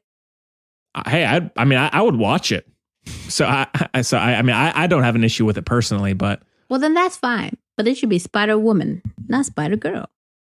And yeah, I agree. And it could be. I mean, I could be telling tales out of school here. Well, it's Batgirl, so fair. That's the only superheroes I ever heard of. Supergirl. They're all Superman. Well, Supergirl. there's Wonder Woman. Yeah, because she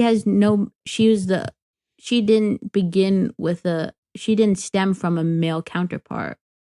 Fair enough. Yeah, fair enough. Mm-hmm. but she has been officially attached to direct a Marvel Sony spider character, let's call it spider character film. And I don't know if it's going to be a part of the main Marvel universe or if it's going to be like a lot of the Spider-Man movies previous to this, with that it's kind of in its own world. But she is on board to direct, which is interesting. It's going to be terrible. You know what I think it's going to be like? It's going to be like when SNL does those really funny parodies, like where they do a really good job of having it be just like a director's thing, but the subject matter is stupid kind of thing. Or okay, the one I always think of just because it was really, really good is the SNL, the Wes Anderson SNL thing. I was like obsessed with that. That's what those are the vibes I'm getting from this.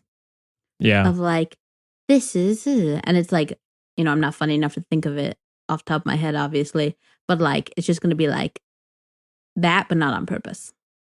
Yeah. And based on her previous work and how she's like super feminine, which again, Olivia Wilde seems like a really good person, everything. I just don't think her work is very, I don't think it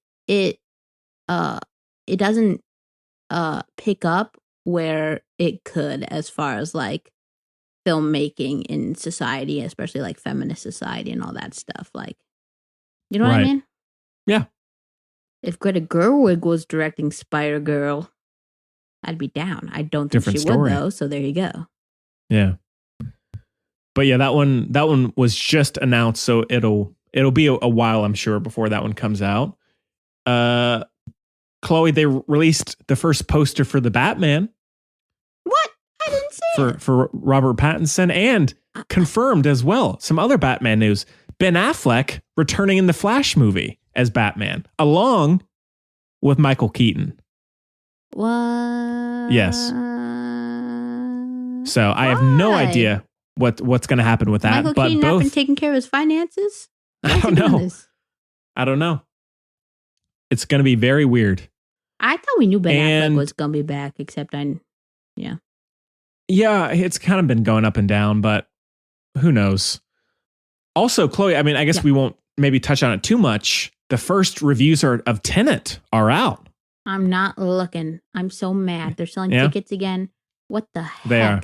Why? Oh my God. Wear a mask, y'all. And this is not going to go on forever. Like, I hope everyone's doing okay out there still. We haven't mentioned it as much, but like, we know it's still a big time struggle, especially because people are getting like bored of it or complacent or something. And that's not good either. So shout out to everybody because it still sucks. We didn't forget. No. But that's so annoying. Oh, that's so annoying. Well, I guess I won't spoil it for people, but I'll say this. The reviews for it are interesting. They had my interest. Oh, they're bad. And I won't say. I'm not surprised. But no, I'm not saying they're all good. I'm not saying they're all good, nor all bad. It's they're interesting perspectives, I think. So give them a look if you're curious. Racism. I'm not being funny. I guarantee you part of it is racist people. I'm very serious. Sure. Yeah. Okay, well, oh wait. Well, one last thing. What's the other movie with Robert Pattinson? I'm like, oh yeah, I'm down for. Oh, the Tom Holland. Netflix film. Oh, I'm down. I'm ready. Yeah. I think the only thing I've seen Tom Holland in, except I'm probably wrong here. Because he's not I think he seems like a nice person, but he's not my deal at all. Like, I just don't understand him quite as an actor yet, at least. But I saw, obviously, that one. In the Heart of the Sea. Charlie Hunnam. Best film of the decade. That one. Okay. I knew there was another one. Nah, I meant Charlie Hunnam movie I've seen. And then with Robert Pattinson. And then, what's that movie called? You will love it. Charlie Hunnam, Robert Pattinson, Tom Holland. A River. Okay. Everyone else knows. So. Oh, The Lost City of Z. Perfect. Okay. Yeah. But I don't know what this one's about, but I saw Robert Pattinson and I got excited. Yeah. And apparently he's very nice. He seems like he is. He does. We love Robert Pattinson in my neck of the woods. 110%. Mary 190%. But we love him. Always have. We don't care if he smells bad. Have you been to Europe? Because I have, and it's not I a have. joke. Some places actually do smell bad there, but that's fine. Just to my uncultured nose. I also can't taste truffle, so do what you will with that information. You know what I mean? Interesting. Yeah. But I'm excited. No, because of that flight attendant, all those things, like rating all the nice people and the mean people, and him and Matthew Gray Gubler, who's Allie's favorite, so she'll be very. I mean, she already really? knew. He's a wonderful human, though. We all knew. We all been new. Feel the burn. Okay. Well, all right. Well, let's move on to our listener question. Wait, do you know what that movie's about? I don't. I know it's some kind of crime film. They're wearing suits. Yeah. That subgenre. Oh, wait. That's the one of, is that the movie where it's like Night of 100 Famous White Men? Could be. I honestly am not sure. Could be. There's like, yeah, okay. Let's keep going. But let's move on to our listener question. So the Filmbuds podcast at gmail.com is where you can reach us at. Also Facebook, Twitter, and Instagram at Filmbuds. So if you haven't yet, follow us there. Please let us know if you watch Ready or not. Yeah, please do. Or any other movie. We're here. Whatever you're watching, send them our way. And actually, there are a few people on Letterboxd who occasionally listen who it's kind of interesting to see what they watch. But what was I going to say? Oh, yeah, but we do have the one from last week as well as one that was done over Instagram this week. So the first one, Naomi, don't worry, we haven't forgotten you. Naomi. So Naomi, where are you here? She says, "Hello, film buddies. Hello. While I like having the two of you host the show, have you? Yeah, no, it's okay. Have you been looking for a third co-host now that Braden has gone? Oh, she a real one. Or are you happy with how it is now?" Naomi. Naomi, if you're interested, hit us up. Yeah, we'll do auditions. I think we should start by saying that nobody could ever replace Braden. What's that song? No One Compares to You. That's us to Braden. I sing that every night before I go to sleep. Same here. But yeah, the more buddies, the better. He was always the shining light. Well, Chloe, what do you think? Are you? What's your mentality? Would you want like a third? Couples therapy. It is. Yeah, almost like Chloe. I love you either way, but would you? Is a third? Did you write this question under a pen name? Is that what happened? No, yeah, Naomi is my secret. I didn't see it. You love freaking Numi Rapaz. That's close. Yeah. But anyhow, is a third co-host something that you are curious to have? We do it sometimes, don't we? I mean, like a permanent one. I think that's more so what she's. Well, I don't know. It's your show. What do you think? What do you think? I'm okay. I mean, I guess we've kind of, we try and get guests on, and so we do have a third host technically, but it's more of a guest. But I mean, if someone amazing came along, maybe Brody. If Adam Brody came along, I'd say, "Hey, bud, join us." Yeah.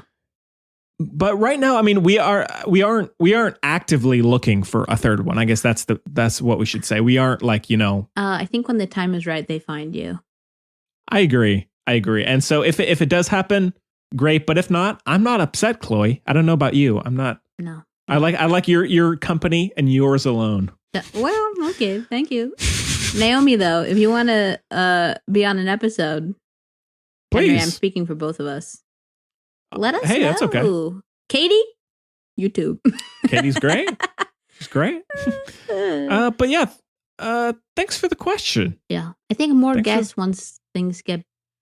Yeah, it's really challenging for Henry with the different people's audio deals when we're not in the same space with the same equipment and everything like that. So, like, I love having guests on. I think it's really fun. I do too. Yeah, I mean, I always like having, Chloe, don't get me wrong. I love having guests on. I love them. Oh, yeah. So don't ever think that. But no, I mean, yes, it is challenging, but I mean, considering who we have on, I don't mind it. It's not like I'm like, well, this person's coming on, got to edit their audio. It's just. Oh no, of course. I'm saying it's just more accessible and as many things, as is true with many things, in times that are not like the quarantine. Yeah. So of course we are doing this remotely. So it can be hard for a number of reasons to organize it and get it all put together properly. So yeah, hopefully once things get back to normal, we will have even more guests on, but we're going to try and keep up. Rank the guests in favorite in order of your favorite to I'm trying to think of a nice way to say least favorite. Just start with your favorite and whoever comes to mind first. How about that? Just until you get them all. That, or we could do like Survivor. We can get like Jacob number 1, Jacob number 2. I've never even met number 2, so that'd be twist. Well, you've been in the same room as him though. Yeah, but we haven't addressed the situation. Yeah. He and my mom have a very good relationship. I remember that happening. Yeah. Actually. They talk about tacos or something, but my mom doesn't eat tacos. She just likes them. Sounds about right. Yeah. Mm-hmm. Uh-huh. But yeah. Oh, but we're gonna have them all do Survivor. Okay. I'd watch that. But thanks again for the question, Naomi. That's a fun. I love questions like that. This sounds really bad, but I love questions that aren't about movies. Yeah. I love questions that are about movies, but Well, you're going to love this next one. This one comes from our buddy Paul, and Paul says, Paul, what is the difference between bad movies and good bad movies? Oh, I see you, Paul. Yeah. Okay. I have a relatively useless but concise answer.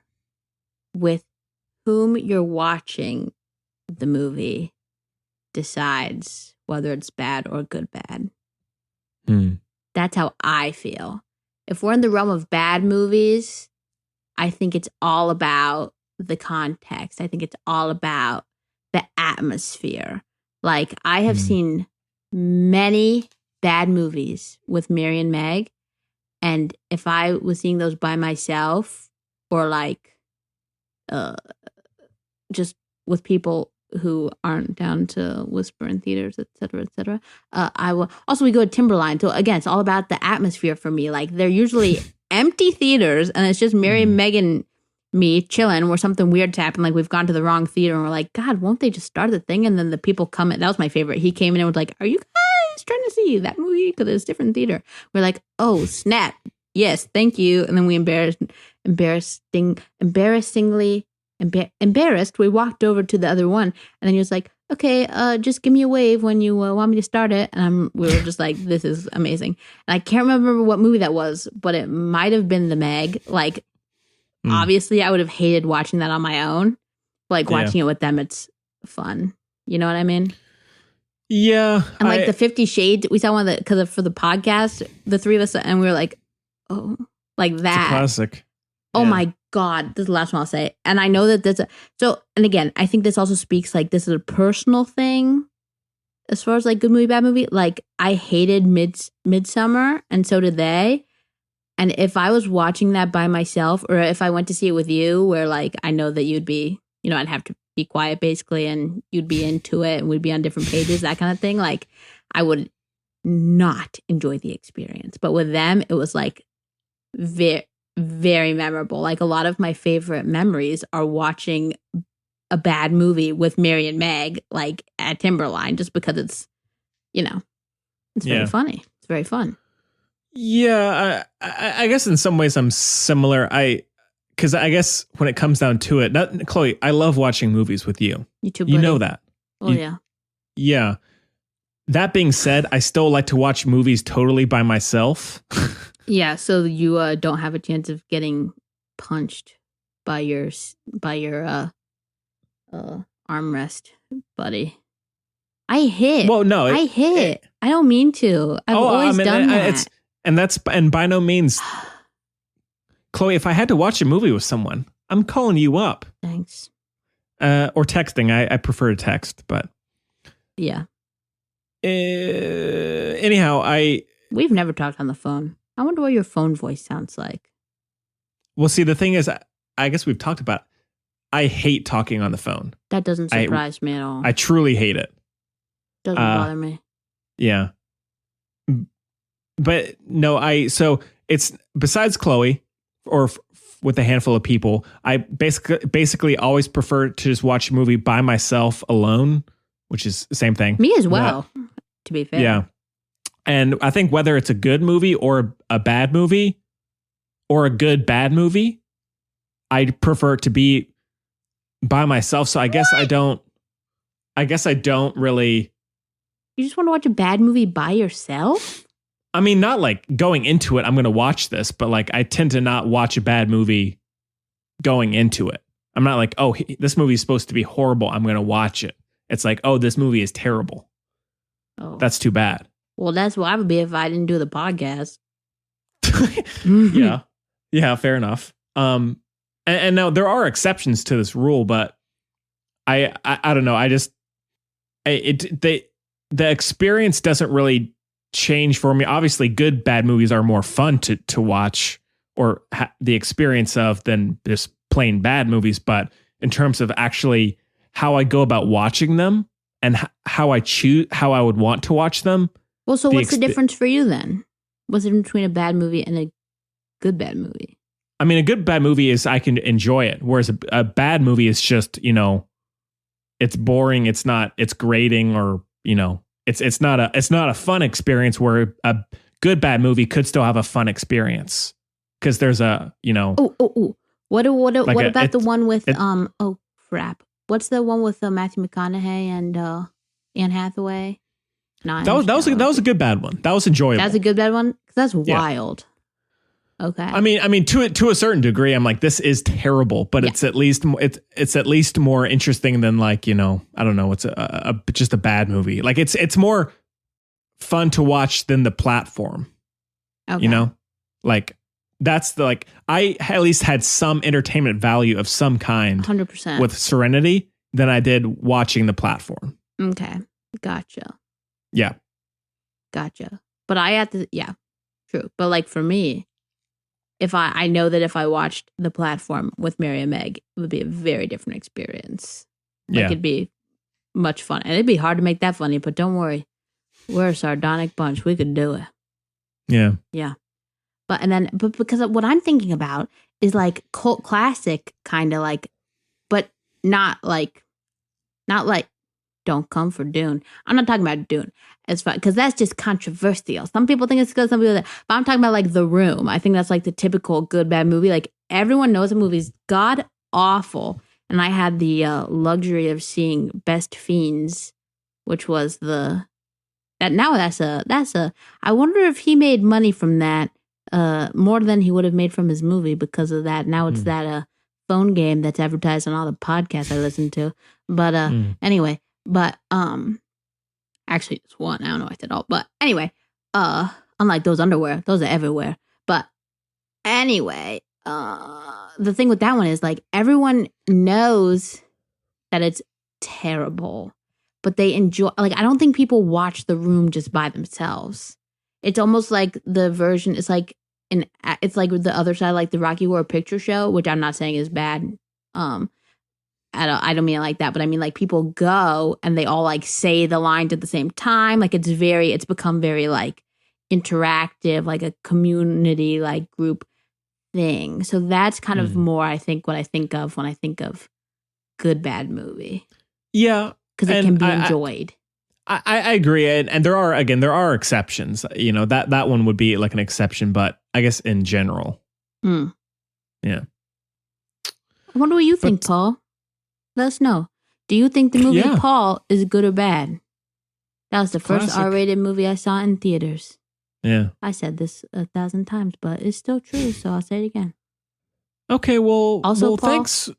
I want to know the thing people most reference when about your name. You know what I mean? Yeah. Like with Chloe, Yeah. it's like perfume or like, oh, the little dogs are named Chloe. Like those are two things for Chloe. But like Paul, I feel like it's an endless list, you know? Like Henry's pretty endless list, but a little, not quite as. Most people just say Henry VIII. Really? Yeah. Huh. Interesting. Yeah. Wouldn't have been my first reference, but. Me neither. Well, thanks again, Paul, for the question. We always love to get them. Yeah. Best and part. again, the Film Buds podcast at gmail.com is where you can reach us at. Yeah. Just one of the ways. There are a million ways. Yeah. The internet. You can find out everything about us. Oh, you know, my favorite type of question still is the this one or that one where you choose. Like, you know what I mean? Right. Like the like rapid fire kind of thing. Yeah. Yeah. Okay, well, let's end off with our picks of the week, shall we, Chloe? Yeah, let's do it. If you're up for it. Yeah, I'm trying to remember. Should I start with the tax collector? Oh, jeez. I feel like this needs its own segment. Yeah, go for it. Okay, so the tax collector, as we talked about on the show a little bit, it is the new David Ayer film who did End of Watch, Fury, Bright, Suicide Squad. This is the new film with Shia LaBeouf, where he got this entire chest and partly arm tattoo for the role, where he plays this tax collector for gangs in LA. We should have auditioned David Beckham. That would have been funny. Only it was a guy. So yeah, it's about him partnering up, or not partnering up, but I guess he's an accomplice as they go around gathering money from these different gangs, and the kind of the tension that builds with certain people over disagreements. And then the last third or so of the movie is things break open, and it's basically a gang war. Free for all. Yeah. Yeah. And in a lot of ways. This movie, I as we're just talking about with Sofia Coppola, David Ayer does have a style. A lot of the time it doesn't work, but he does have a stamp. And so I tend to watch what he does. I do. Yeah, I do really like Fury. I really like End of Watch. I liked Suicide to a degree. I did not like Bright, though. This movie, and I was texting Chloe about it after I finished it, it was truly one of the worst. I did not think I could get worse than The Platform. It was truly one of the most cartoony, poorly written, poorly acted, poorly edited movies I've seen in years. Was his acting bad? Shia LaBeouf was fine. Okay. Everybody else was brutal in this. That's in some ways that's worse. Yeah, and also with that acting, they I don't know if I mentioned this in the text, Chloe, but there are some sequences that they reuse the exact set from Bright and Suicide Squad. Like you know he got a deal. In Suicide Squad, where you first meet the Joker and Common is there, and Harley Quinn comes in, and Common gets killed. Spoiler. I'll say yes. Okay, yeah. Well, that nightclub scene, it's the exact lighting and the exact same area. That's brutal. And that's like they keep using the Everybody Loves Raymond set. Yeah. In shows. I'm pretty sure the Carmichael show was the same and broke, but anyway. Yeah. Not only that, but the enemy, the rival gang member, quote unquote, or leader, is the same guy from Bright who Will Smith and Joel Edgerton were dealing with, who was in the wheelchair. It's the same guy, and it's basically the exact same character. And so it almost feels in Bright he is. But in this, it's like so they hired in case I didn't hate David Ayer enough, they hired an able-bodied person to play somebody in a wheelchair. From what I can tell, and I know I could be wrong here. I don't know. They say some of the exact same lines that he says in Bright. That doesn't surprise me. That's garbage. It is. I could not believe of all the movies, like with like The Platform.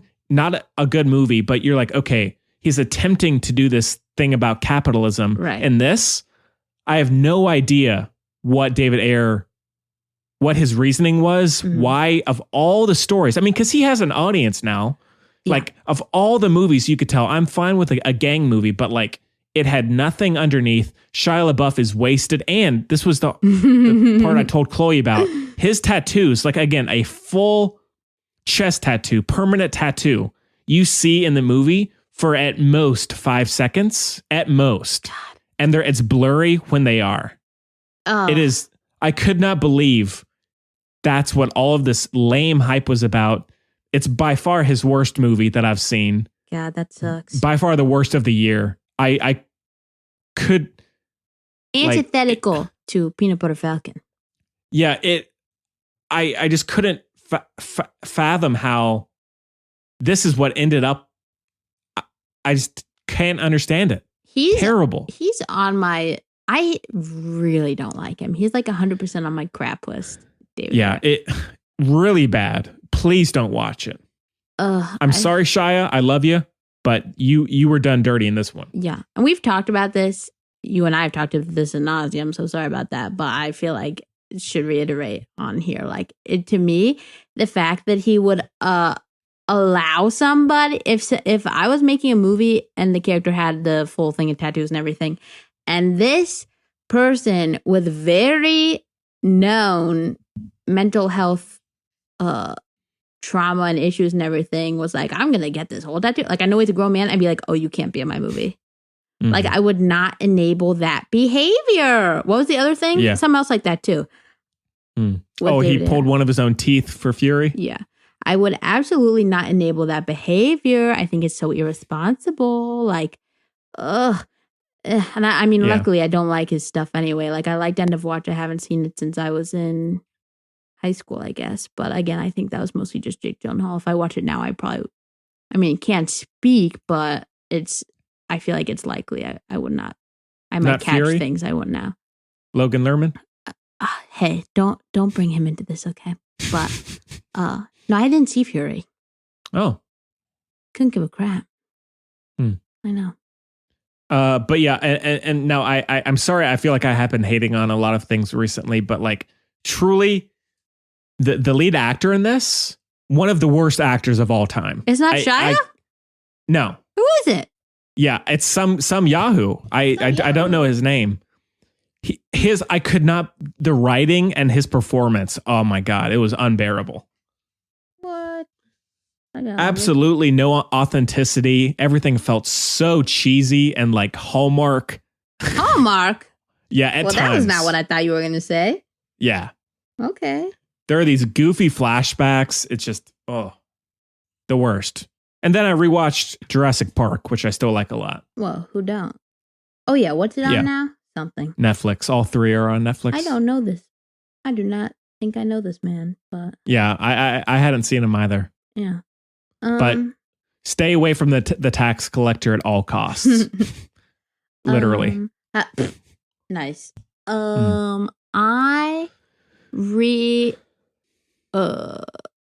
Okay, this is sad. I know that there was some other stuff, but like, what's new? We finished In the Dark. Let me just say, especially, no shade, this is my own stuff, so I'm glad I've worked through this discriminatory or stereotyping, whatever. When I saw the CW, I said, it's gonna be trash. This show is so good. Oh my God. The characters are like endearing and like crazy and annoying, but also like it makes sense because again, they're stupid in the ways that people would actually be stupid, myself included. So it's not just like bad writing or whatever, like as far as their choices, but also like, yeah, the cast is very endearing or very hateable. It's so good. There's twists and turns. My mouth is left agape on occasion. We could not believe. Oh my gosh, it's a really good show. I'm shook. I said HBO can have the biggest budget they ever want, but they cannot have like this. Is so good. Yeah, interesting. Yeah, it's really good. Are you going to be checking out the new Joseph Gordon-Levitt Netflix film? Oh, maybe Project Power. If we do it. Yeah. I don't know, maybe.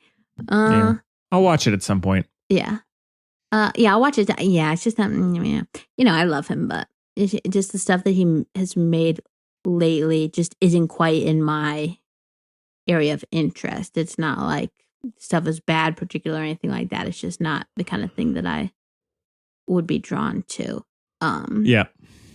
I really can't remember. The only thing I can remember is that I've been rewatching a Chloe classic fave that people might not, well, the buddies would, but like people in my life, like how everyone thinks I love classical music. Like that's the only kind of music I listen to. It's like that kind of thing. I've been rewatching one of my fave classic shows, The League. Oh yeah. It's just like a comfort show for me. It holds up really well. It's because it's really funny and endearing, and they're like annoying, but also like at the end of the day, they're like sweet people and they're friends, and that, you know, it's like crazy, and it's got basically every comedian in the world is a guest star in an episode, which is like kind of amazing, just because like it gives the sense of like, you know, they're friends. Like it's just like cute, you know what I mean? It's like kind of fun. And I haven't watched it for a while because it went off a while ago. So I haven't watched it for a while.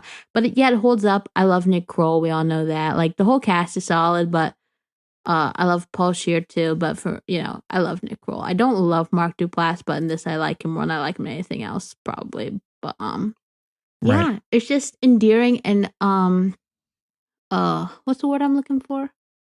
Absurdist and fun, but like really well thought out. And also it's like the best kind of comedy because the jokes are like it's like if you were gonna think of shows where you'd have to take episodes out because people have finally realized that their jokes are hurtful and offensive and traumatic and all the bad things, you might think The League, but no, they're respectful. You'd probably think of The League before you thought 30 Rock. I'll tell you that. But guess what? You mistaken, because good. I mean, they teeter, but they don't. No, because all the jokes are from a place of like political and social awareness, and you know, there's a lot of that. It's not.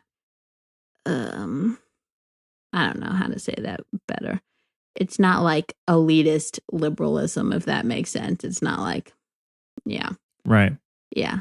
It's just, sweet. It's really funny. It's really weird. Oh my God, Adam Brody's in it. Ted. Oh. Totally forgot. Again, some of the jokes are a little on the edge there, but at the end of the day, it's really, yeah. Okay. Cool. If you like it, you love it. Like, as you know, The League has like a crazy fault. Like that show is huge. Yeah. Yeah. I can't think of anything else, but we're probably fine. Okay. I guess as Chloe was alluding to, I guess that about does it for the show. Next week, I have no idea. There's not a whole lot out. I guess we can figure something fun out. Yes. I have some things in mind. Okay. Some movies I want to watch. But I need incentive. So I'll tell you the one I'm thinking of that's intriguing me, and then maybe we can work from there. Maybe we'll talk. Okay. We'll see. Oh, for off air? Yeah. Okay. So we'll figure something good out, but just stay updated on social media at Film Buds for that. Again, stay tuned for the Music Bud stuff. We got some cool stuff coming for that.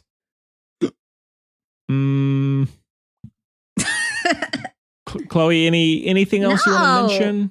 No? Not unless you want to hear more about my plane rides. We'll maybe tease that for next week, part 2. But we hope people are, as Chloe said, we're staying safe. Stay in if you can, and if not, be as safe as you can. You're cared about. We love you. Yes, indeed. Yeah. Venmo me. Gosh, I feel like there was something I was going to mention at the end of the show, but I can't remember it. Gosh darn it. Pona Clobo. Yeah, I was going to say. Adds up. Well, we'll be back, so Yeah, we'll be back. Yeah, you can tweet it. Yeah. There you go. All right. Well, we hope you enjoyed it. Enjoyed it. No, Is that all you say? I say, we hope you enjoyed it. And then you say, the show. That's what gets me. I don't do that. Do I do that? I mean, you have a lot of different things you do. I mean, you're not flailing your arms. I'm just saying you're like... Chicken dance. You okay? All right, all right. Okay, fine. How about this? We hope you enjoyed the show. Nope, enjoyed the show. We hope you enjoyed the show. It's not so easy. We hope you enjoyed the show. Gosh, nearly as much as we Look did. who's flailing out. Yeah, I think whoever has to do it has to do the arm flailing. But yeah, we hope you enjoy it. We hope you enjoy it. We hope you enjoy it the second listen because it was so good you probably listened twice. They have Bye. To. They have to. We'll see you next time.